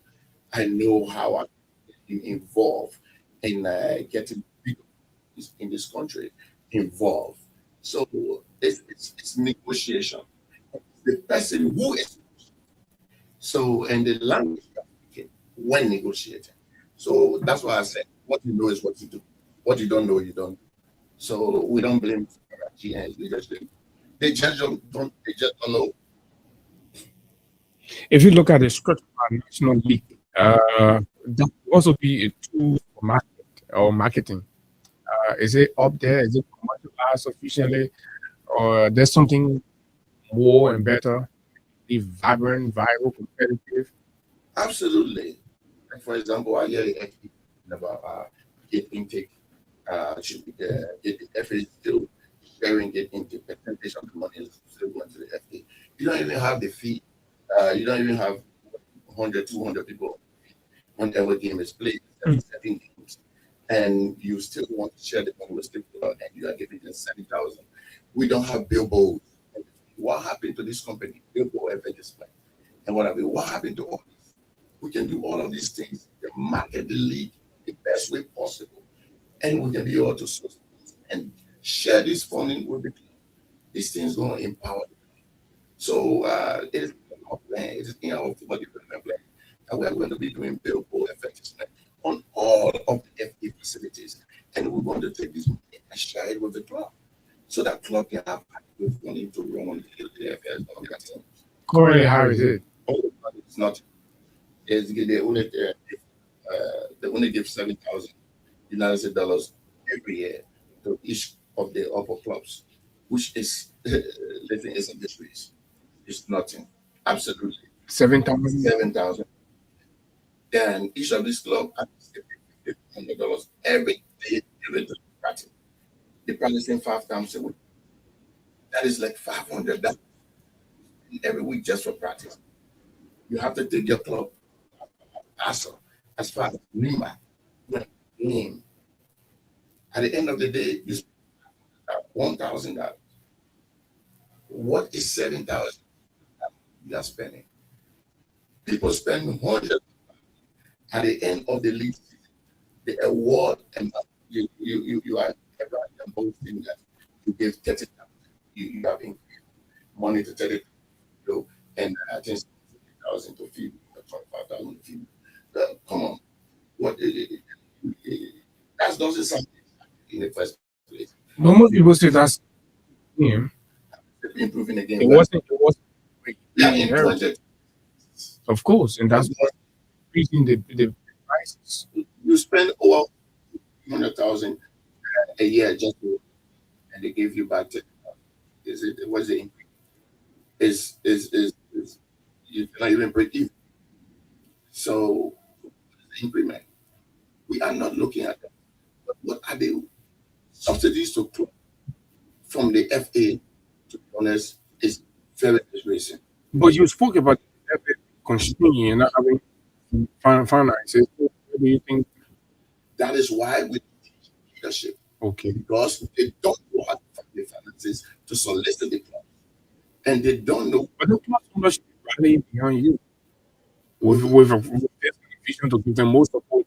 You're empathetic towards the group. You spend a lot, but they get and you just when we come around, make it better, worth of your investment, all of that. So how is it with owners and football organizations in terms of the kind of support that pool around you? Club is rallying, but we have a president who's a dictator. Okay. And we have a president who, at the end of the day, you show any sign that you are supporting yourself, you get in the firing line. You get banned from football. You get a team that play their games in out of time. They put you in Neymar game straight to suppress you, make you to know that going against Mustafa Raji. Once it's not Mustafa, it's not. That is what is going on. So clubs are not showing this time. That is the reason why Mustafa this identical connection is because the club owner is in that on the and they are going to make a good decision to have a change all these there. So the Kasser cannot get on the ballot. I know if Kasser gets on the ballot, it's over. And I can tell you, if today was the election is over, it will be a history. I know that club owner you can be the term learn I trust like that. Listen, I can beat Mustafa Raji and Mustafa Raji walk out of the room with 15 votes. I promise you. Never walk out of that room with 15 votes. recently about 30 football stakeholder knows Mr. Right. Then what they said, if you believe you have that, let us get to the box. Not about level playing field. They argue about integrity and the. You talk about integrity. The integrity. Then Musa Raji shouldn't. Musa Raji will expel that. But the committee has not formed. They're talking about your. Why do you think Musa? I'm not guilty. No, but it seems to be. I have not committed a crime in Liberia. Our panel law is against it. Our panel law says only 2 crimes you commit come back to this country. Okay. That is tracing. Kaseko was found guilty because prior to commit wife. Even the statute is clear that ordinary code is in Liberia. So they are names cannot be qualified. Also, you mean the statute to anybody found guilty? It's a life ban that you can never be president for the country because of one guilty charge. That's not what the statute is. You call it one guilty charge. Yes. Is it not sufficient? It's not. And at the time that I'm putting application, I am not guilty. But you were guilty. I were guilty. What is done is done. That is why the Constitution protects all of us. Is that what the law says? The law is with that. What and you look at it, I'm not a guilty man. That statute. What does the statute say? The statute says they shall not have been found guilty of criminal offense. How do you interpret that? They shall not have been found guilty of the present tense. Okay. Meaning at the time of your application, you shouldn't be guilty. Or let's say I was guilty, and if I was found guilty or my sentence in 2022, and that sentence runs, even though I'm outside, they are suspended sentence to people outside. You cannot file for the presidency because at the time you are guilty. But I serve my time. But why didn't you make that case? Others would say my lawyer have made that case.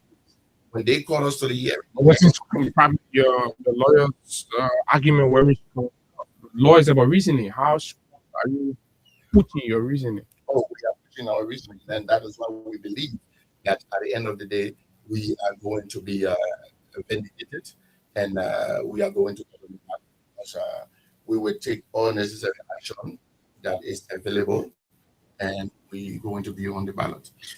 We're sure we're going to get there. Do you think you stand the moral high ground to represent the FAA in spite of everything that has happened? You said you once guilty before you serve your sentence, and also your critics believe that you should come nowhere near football because of the integrity requirement of the FAA and the presidency. Well, do you stand the moral? Let somebody interpret moral high ground, because I can give you examples of many people around the world, personalities around the world, that have committed a lot of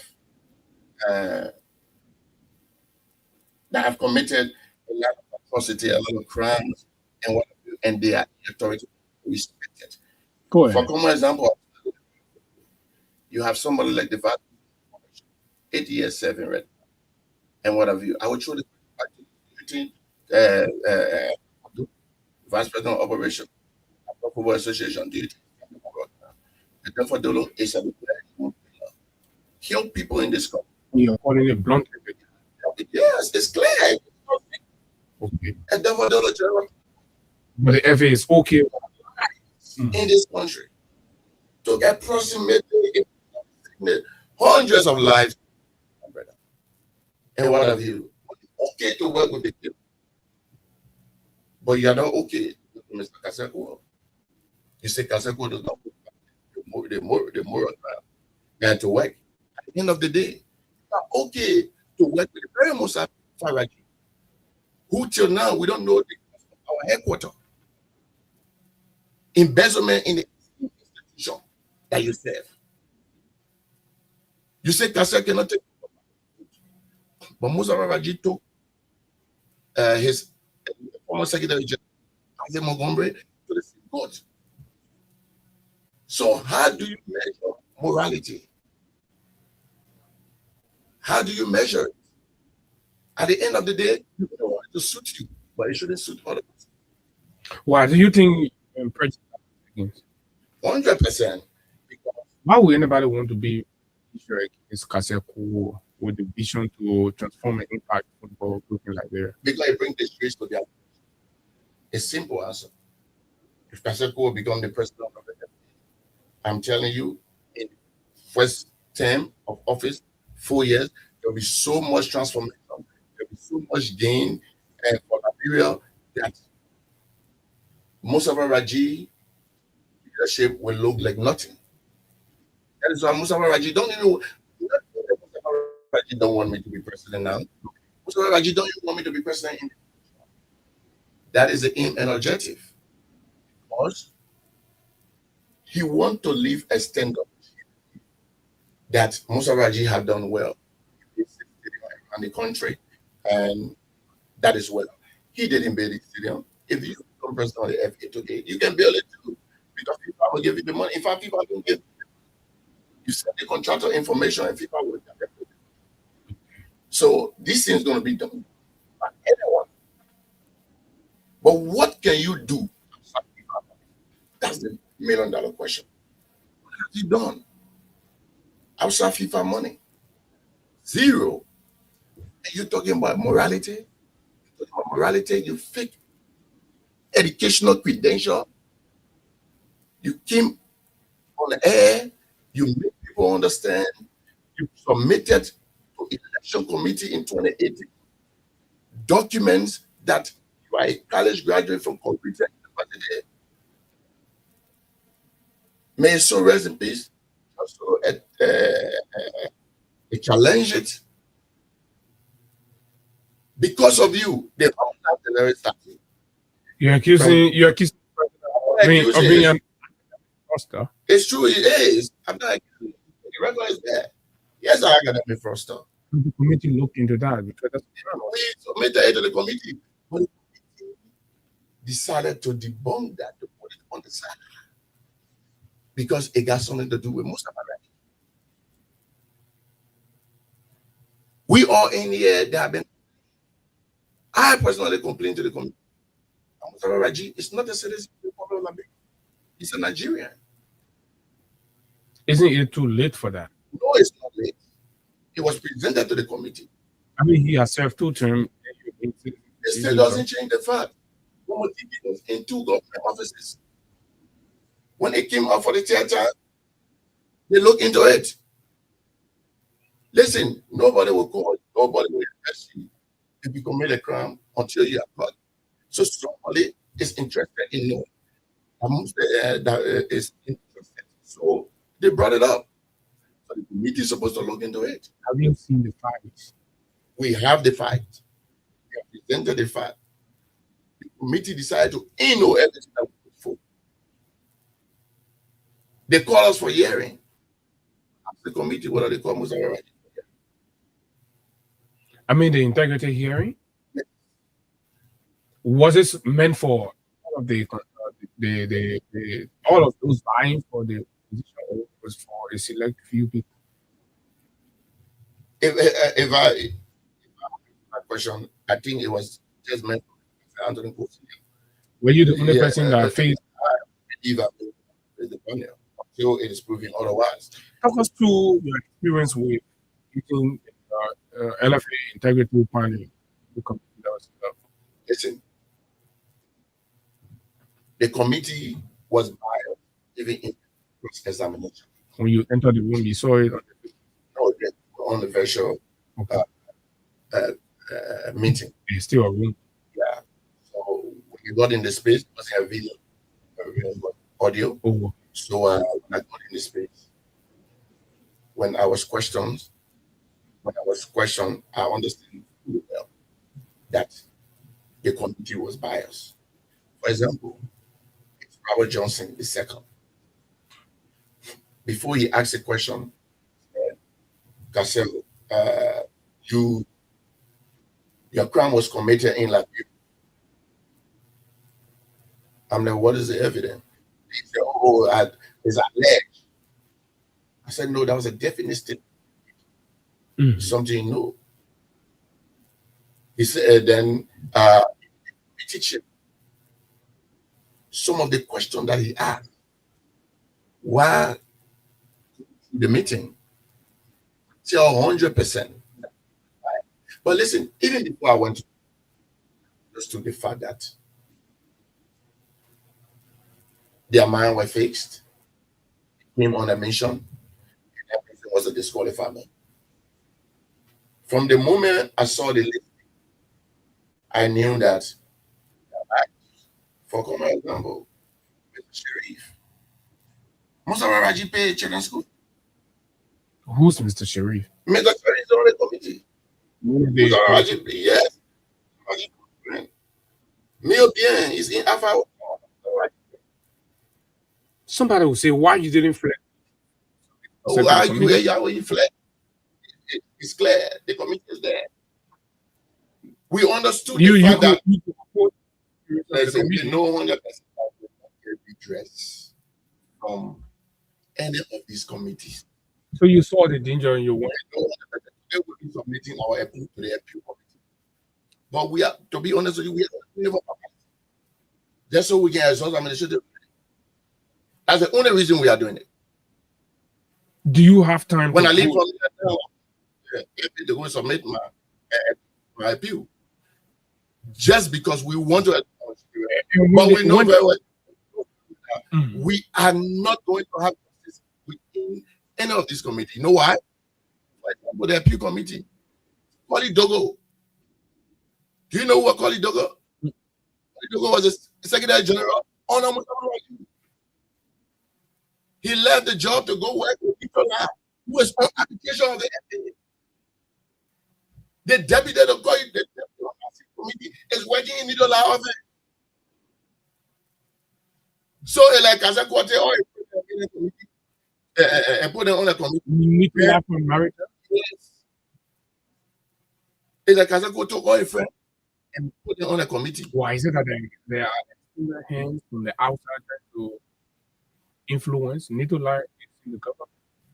Absolutely. Do you have a reason? People believe that the whole elevate UP and CDC stuff because of my relationship with and what have you. But I don't want to believe that. I don't want to believe that. If you measure the story, Musa Raji got secret of the story. Why would the UP government want to support somebody with zero success story? I know that His Excellency Joseph Yuma and Vice President Jeremiah Gwangu 100% that they to power so as to bring change in every sector in this country. They want to make name for themselves for their government. Musa Raji served 8 years. Having commendation of Arabian and all. We go there. African commendation used to be 24. We still go there. All our national team, both male, our U-20, our neighbor, increasing. But we are just going down the journey. So somebody said, oh, the people, because you're a friend, and one of you, so the UPS, I believe that you don't want to support Cassell because Cassell will carry Labrador to African government. They will be honor Joseph Boakai regime. Cassell will do everything he can do to at least make Labrador to appear to work for the government. Yes. You're is that a promise? I mean, because we're coming to national football. So I will give you one example. Okay. When I came back from my problem, I started with our academy. I say I love this game so much. Now that the league is on, I cannot get it yet. Let me start from grassroots. And it will be safe.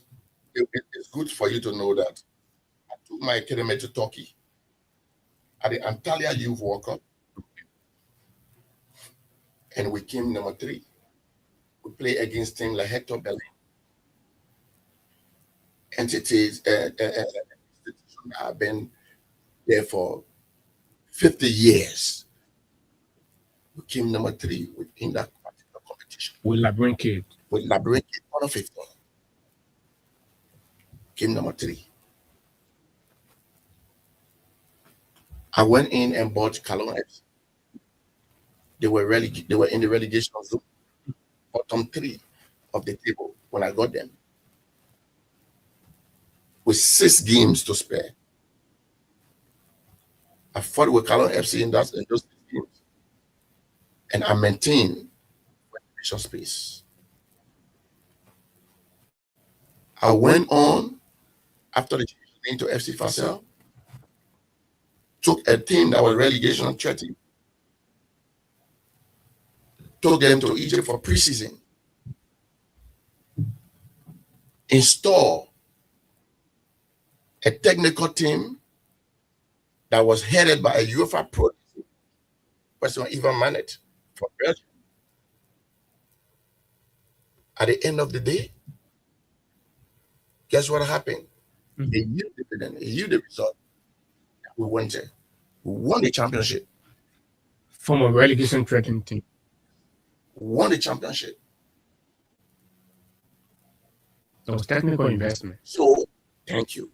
So we understand what we are going into. I know what Lone Star is like. My brother, since I came back from Brazil, I can't even count my finger over the coaches that Lone Star had. No stability. 1 minute. Is it a matter of coach? No, it's a matter of structure. They don't understand what they are doing down there, bro. The people are lazy. They don't understand it. It's not that they don't love the game. They are just there for their own selfish gain, but they don't understand it. And I'll be clear with you. I respect somebody so well in the country, and I would like to make that on public radio. I would like to make this clear today. I expected him to stand up at this time and look into the face of Raji and tell Raji what he has to do. But he's still allowing Raji to babysit him. Sekou Kone. He's a puppet that I really like. Ayatollah is a good puppet. I love him. Intelligent man. But you said Raji is a detective. Well, Ayatollah sat down. He's the bad brother. I'm sure you for God's sake. Listen, I expected Ayatollah. I'm telling you, I expected Ayatollah to put in the application for presidency. I'm telling you, if Ayatollah was in the race and even they disqualify me, I'm telling you, I was going to step aside. And I was going to step aside, and I was going to fight my matter later on. But it's like they were disqualifying every other people. Ayatollah was the vice president. He is the vice president of administration. So I don't see it was going to be difficult for the election committee to disqualify. Maybe they were found issue because they also disqualified Sekou Keita. I believe they were going to find issue. But at the end of the day, Ayatollah never even make that move. He just accept to be second to Raji, who is doing nothing for the FA, tarnishing his own reputation. Ayatollah is a good football administrator. I can work with somebody like Ayatollah. Well, it's okay. So, like I said, some people just don't like to go beyond whatever they feel. So maybe Ayatollah could be in that category. He's okay where he is. He doesn't want to go. I don't think he's okay where he is. I just think that he's maybe. But he's too expert to be micromanaged. I mean, to say the least. I don't want to use the word micromanaged. But that's what your I believe. I don't want to say what micromanaged, but I believe I have to do better than what he's doing now. But some of the problem of the FA, is because people like Ayatollah don't talk. They just sit back and they just look. Ayatollah, they need to get up and talk. They need to get up and talk. You think that can help? it will help. You have an executive committee. No disrespect. Majority of the executive committee, majority of the current executive committee, let's talk about team welfare. The national team players. Most times we have issues of a hotel complaining about owing them, and then players have to be jogging around where to go camp and all of these things. Our players go through a lot psychologically when they are games, and we believe to some extent these things play on their performances and all that. What kind of assurance can you give? For example, if you become president, like you're saying, you're still pursuing the matter, you're confident that you will make it on the ballot. If that happens and you win, what kind of assurance do you give players that will make it to the national team? The assurance is clear. We participated in CAF competition. You hear on the air, I say, we win for our ticket, maybe we win Ella or we win. No. What you do now is the motto. What we are doing now. We went to watch before our game. What 7 days before the game. We live in a Hilton hotel 3 times a day. We own Hilton or Giro. But the last time I heard at the airport or somewhere, disgracing our country. And blame Raji's leadership. 100%. 100%. What's your thought about? We are in only for the LFA. It was in the budget. When the report, we all were looking at it. Yes. How the president goes to credit for? I don't know why am I. Till today, we still owe it. Till today, the FA is still about power into it. But the man still wants 10. But you still want 10. That's why I say I get problem with Ayatollah. I should be telling Raji, say, Raji, forget about the 10. We are derailing the train of the FA. We'll never get to where we are going. We get some executive committee member coming out. How would you endorse Raji 10? Rubber stamped. What help are you bringing to football?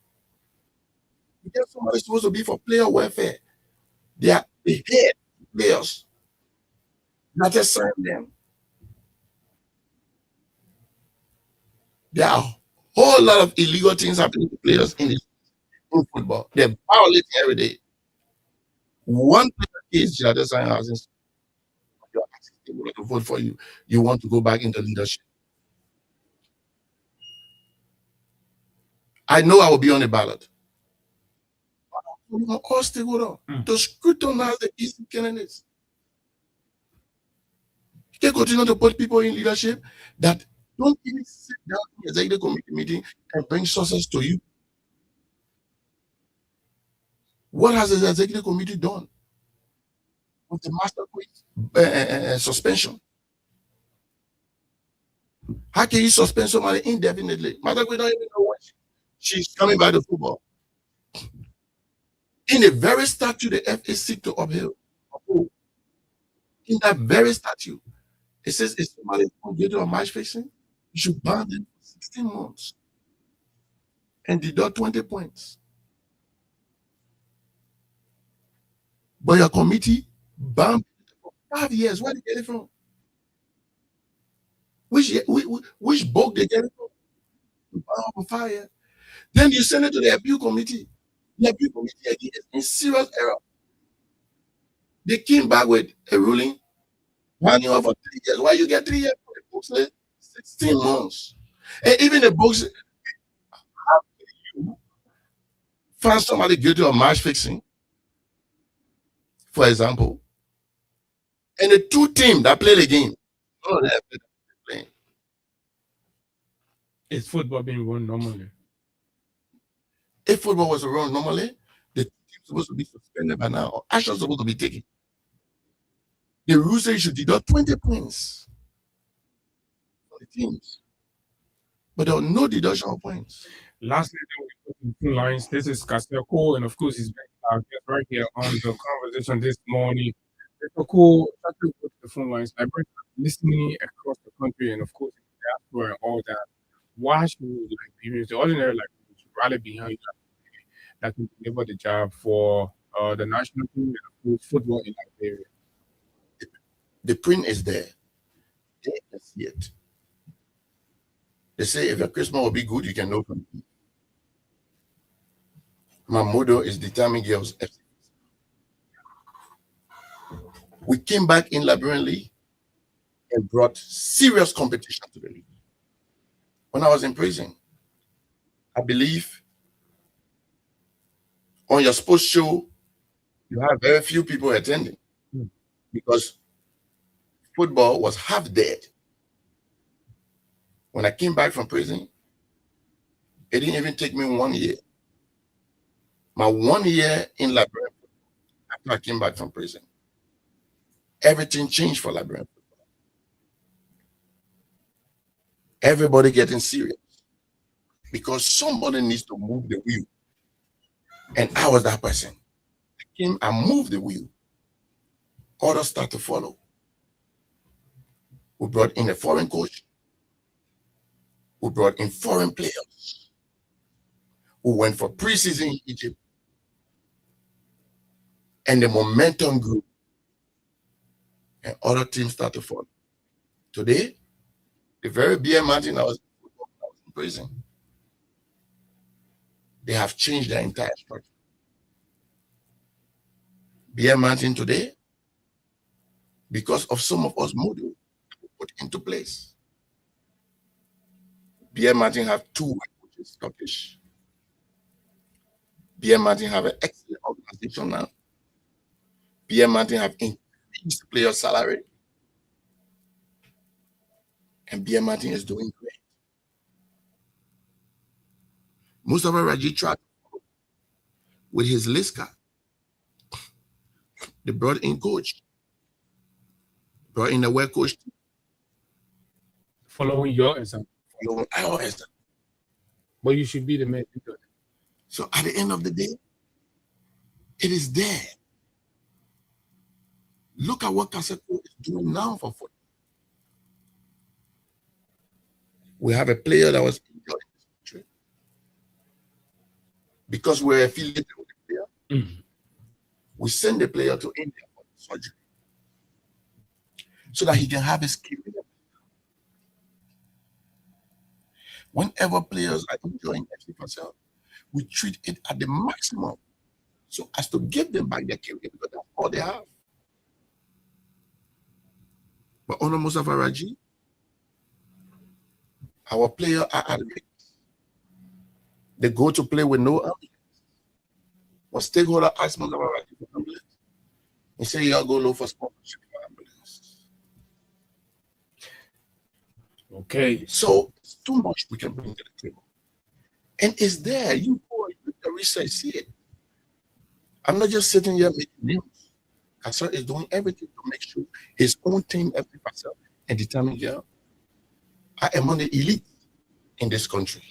Okay, I see the cause. I already, my old friend Janji, who has not called for a very long time, let's see what happened. 0776 065 plus 231 for adding numbers to call. So Kasser Cole is our guest on the conversation. Mr. Jacobs, I'm sure you can contribute. Let's hear you. You're the first caller. Yes, and good morning, Liberia. Hello? Morning. You're live, Jacobs. Go ahead. Say good morning to your studio. Yes, you and I've been one person who unapologetically moves for the position of the presidency of the FA. You say you support who? Who? Amen. David King, you have to. Mr. Cole does not come with the requisite integrity credential to head the FA. I hear a lot of people talk about a lot of people calling them names. Some of them are killers, some of them are fraud. But do you agree with some of those names and some of what he said about them? For example, Mr. Dolo, right? And history with the war. So the FA, you support an FA that has men who have a model. I agree. I was one person who did not support Mr. Dolo, but one of our presidents, Mr. Dolo, committed no crime to be convicted in the Republic of Liberia. So war crimes against humanity, iron crimes, trying to take off your own national radio. Are you saying that people? I see the game. What is going on at the FA? And Mr. Cole speaks about the legal jurisdiction. I'm not. You seem to be supporting a person. You feel okay with a person with a murderer past. Excuse me, Mr. Jacobs. You support a person with a murderer past to a man who committed things that he said. I did not support Adolfo Dolo going to the LFA, and I'm on record for that because I have my own reasons. Because I believe his breakup from the past of the Liberia that was not meant to be at the FA. Again, but then why do you support deny Pascal Cole, a young man with all of the vision he has, passion for Liberian football, who served his term and has come back to serve? His passion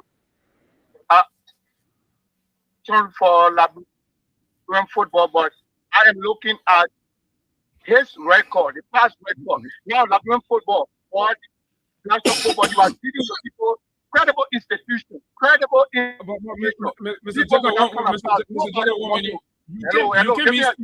1 minute. You can be speaking moral hard ground, and you have a man with a murderer past in the FA, but then you're talking, morality, integrity, but you have a man with a murderer past. Abu. Like Mr. Cole is coming to the FA. I was one person. Okay, Mr. Jacob, I'm sorry I have to hold you there because calls are coming. Okay, so let's take this caller. Good morning. Good morning, sir. Morning, my name is Joseph. I come from Rwanda. Okay, is this Anthony? Is that how? Yes, that's me. Go ahead, sir.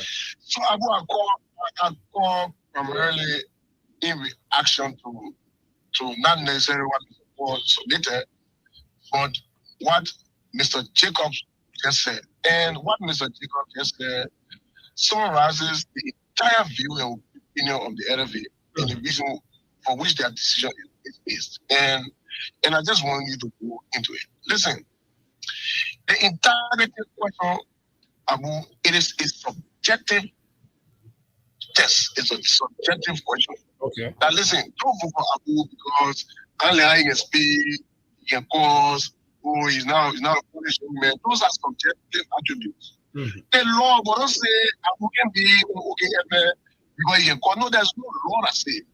Don't deny this man because of how you feel about him. He has a checkered past. He's a criminal. No. You get right to do that. But you are a lawyer, and they have rested their argument on the basis of the law governing the FA. Listen, Abu, let me say something to you. Under our law, it says your right to appeal is inviolate. What that means, two organ before they work, in the community will have right to reapply this community. So being denied at the election commission as an election committee does not point to your right to appeal. It doesn't stop it. So in as much as the election commission has the right to do what they did, we too have the right. We have in the very code of election that the LFA promulgated. But let me okay, lastly, please. My submission lastly is that he said something very key. Maybe he mistakenly said it. That a guy who he just want to support did not get convicted in any court in Liberia. That is absolutely correct. Because they start to define what courts are. To be punished or to be penalized by the statute, you must be convicted by a court in Liberia. The statute defines courts. It says in a preamble when 21 that court means bodies, judicial bodies in Liberia. So the guy is still was convicted, but now he's like, so use that information to be and give him. But you can't stop in the law and now you're going to grab it. How we say? All right, thank you very much. Let's hope because hears that. That was a direct response to Judge's own argument. Good morning, on this other line. Good morning. My name is Canisius. I would not have called because as a journalist, I have so many platforms. But Janje Jacobs, I'm not surprised by him. And like the lawyer said, what Janje just did on the radio is a reflection of the Football Association because Janje Jacobs is a member of the West Eastern Board. He's an official of the FA. So he calls and makes views that is directly reflective of the FA. But he spoke as Janje Jacobs. He didn't speak in capacity as an FA. When Tanisha go play football and take photo and break somebody here, it will not be Tanisha living Yukuta, it's Tanisha the journalist. So Janje Jacobs is calling on an official radio program to get a view. He's a member of the FA. So that view reflects the Football Association. The other kind I want to do quickly to give all of the chance is Mr. Jacobs says that Mr. Cole should not be in the FA. Or he admits that Mr. Polo is a notorious war criminal and murderer, but he has not been convicted. Mr. Raji is an academic fraudster. In 2018, he forged his academic credentials. In 1998, he was spent 2 years for 40 player registration documents. Okay. Yet they're all being the Football Association and they brought Mr. Wesley Notorio. He used to work at the Capital Secretary Treasurer or Controller rather. He was dismissed for fraud. He's in the FA as an executive committee member. So maybe like Joseph Waka said, I'm trying to make new people. So I say, do we have? Let's go to regular FA. Okay, thank you very much. Tanisha Martina is a journalist and of course a journalist around these positions. Good morning. Good morning, Abu, and good morning to Mr. Cole. Judge actually spoke in capacity, but go ahead, David. Yeah, this is David King. Mr. Jacob, I think we know from where he speaks from. No, but you got to leave your own. Yeah. The entire football arena in our country, I think Mr. Cole made a mistake by saying the involvement, even why in the U.S. We saw FC Fascia. They were always looking good. They had everything in place. Since it came from prison in the country, we are seeing a different FC Fascia. So you support this man? You support this man for the FA presidency? Absolutely. And that is you think coming to serve that country. Okay, thank you very much. Last of answers, even the former speaker that took over has a situation in the U.S. He came back, became Speaker of Liberia. Good morning, let's hear you. Good morning, Abu, and good morning to the incoming president, Mr. Kassim Anthony Cole. My name is MS Stephen Glasgow, the president of Senior Female Professional and the campaign chair of Think Castell. Let me just quickly respond to Mr. Janje Jacobs. How the hell do you respond to Janje woman? You're the whole chairman. Janje don't have no moral standing to question the credibility of Mr. Kassim Cole. Janje Jacobs plays for Liberian national team. Let me ask you a direct question. Do you think the incoming president has a hand in Mr. Cole's denial, your candidate's denial? 10%, 100%. We all fear and favor. We say that 100%. Look, Raji, even if you put Jesus Christ on the ballot box today, you put Jesus Christ in the race, they will find a way to disqualify him. Raji only love work. But why do you think football stakeholders will remain silent on that? What can women be running the show like that? I will not be in this fight for 8 years. 8 years, 8 good years I've been in the fight. And I strongly believe that Raji has failed our football and he needs to go. I've been pushing this from day one. I've been pushing this. But you gotta do that. You gotta do that in keeping with the laws. The person saying your action today violate the law, so they won't allow you to for that change that you fought for. So Raji, before fought against the violation of the statute. Today, under his administration, Raji has violated the LFA statute more than any LFA president. And I can say here and list all the violations that Raji has done. Thank you, Stages.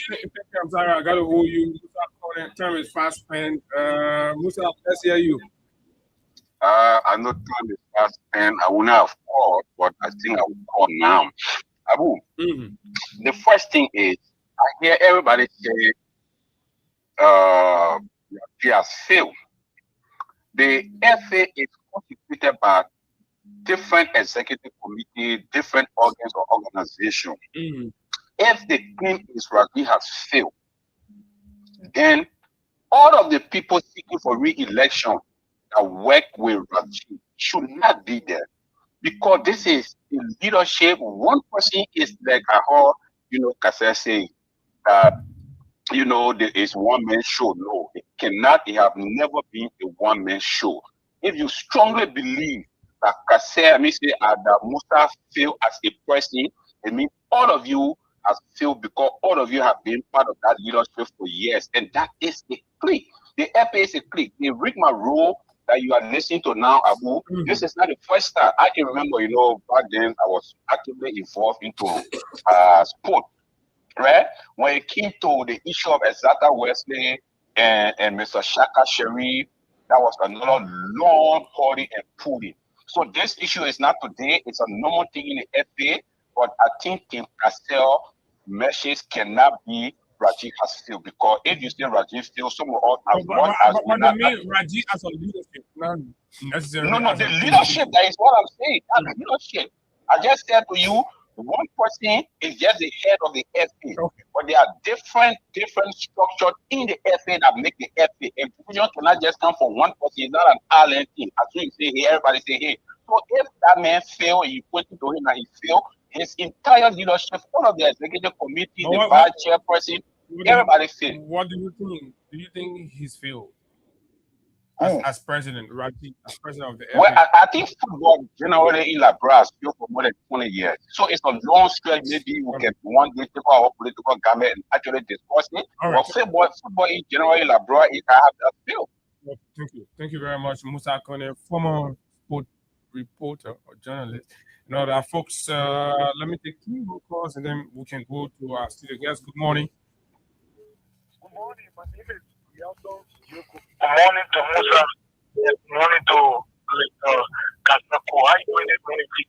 I'm okay. Yes, I don't know what to do on the show. My name is Abu. Abu, thank you. I really thank you for what you did this morning. There's been a lot of in this country. You're very balanced and organized on the show. Thank you for that. Please. It's not an argument that you're not into football across some competition. But I think for some of us, we believe in the law as well. I believe in the law. I brought some children in the law. So I'm talking about that. You know, for law. Get it wrong. And I'm wrong.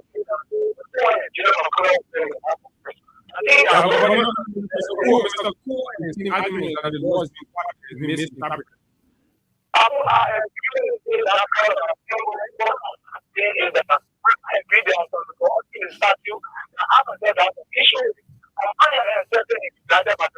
But why you support that war system that you have problem with? But he has refused. No, 1 minute. He has presided for 2 terms. He has presided for 2 terms. He has refused to reform it and make it better. So football will be in lack. Okay, thank you very much. Good morning. I'm okay. Let's hear you. It is one of the qualities. Nigeria, my one issue in the morning. Okay,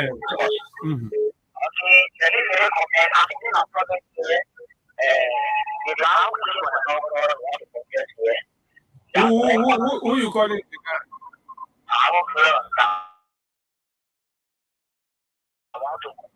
All right, when you organize, say you come on. Good morning. You're the last time.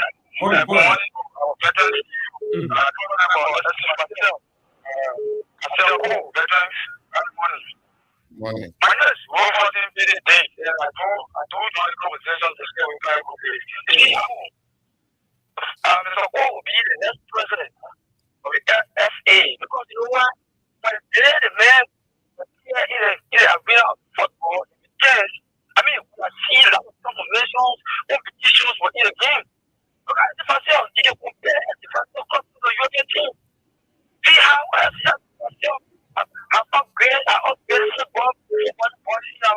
Okay, thank you very much for Mr. Kasek.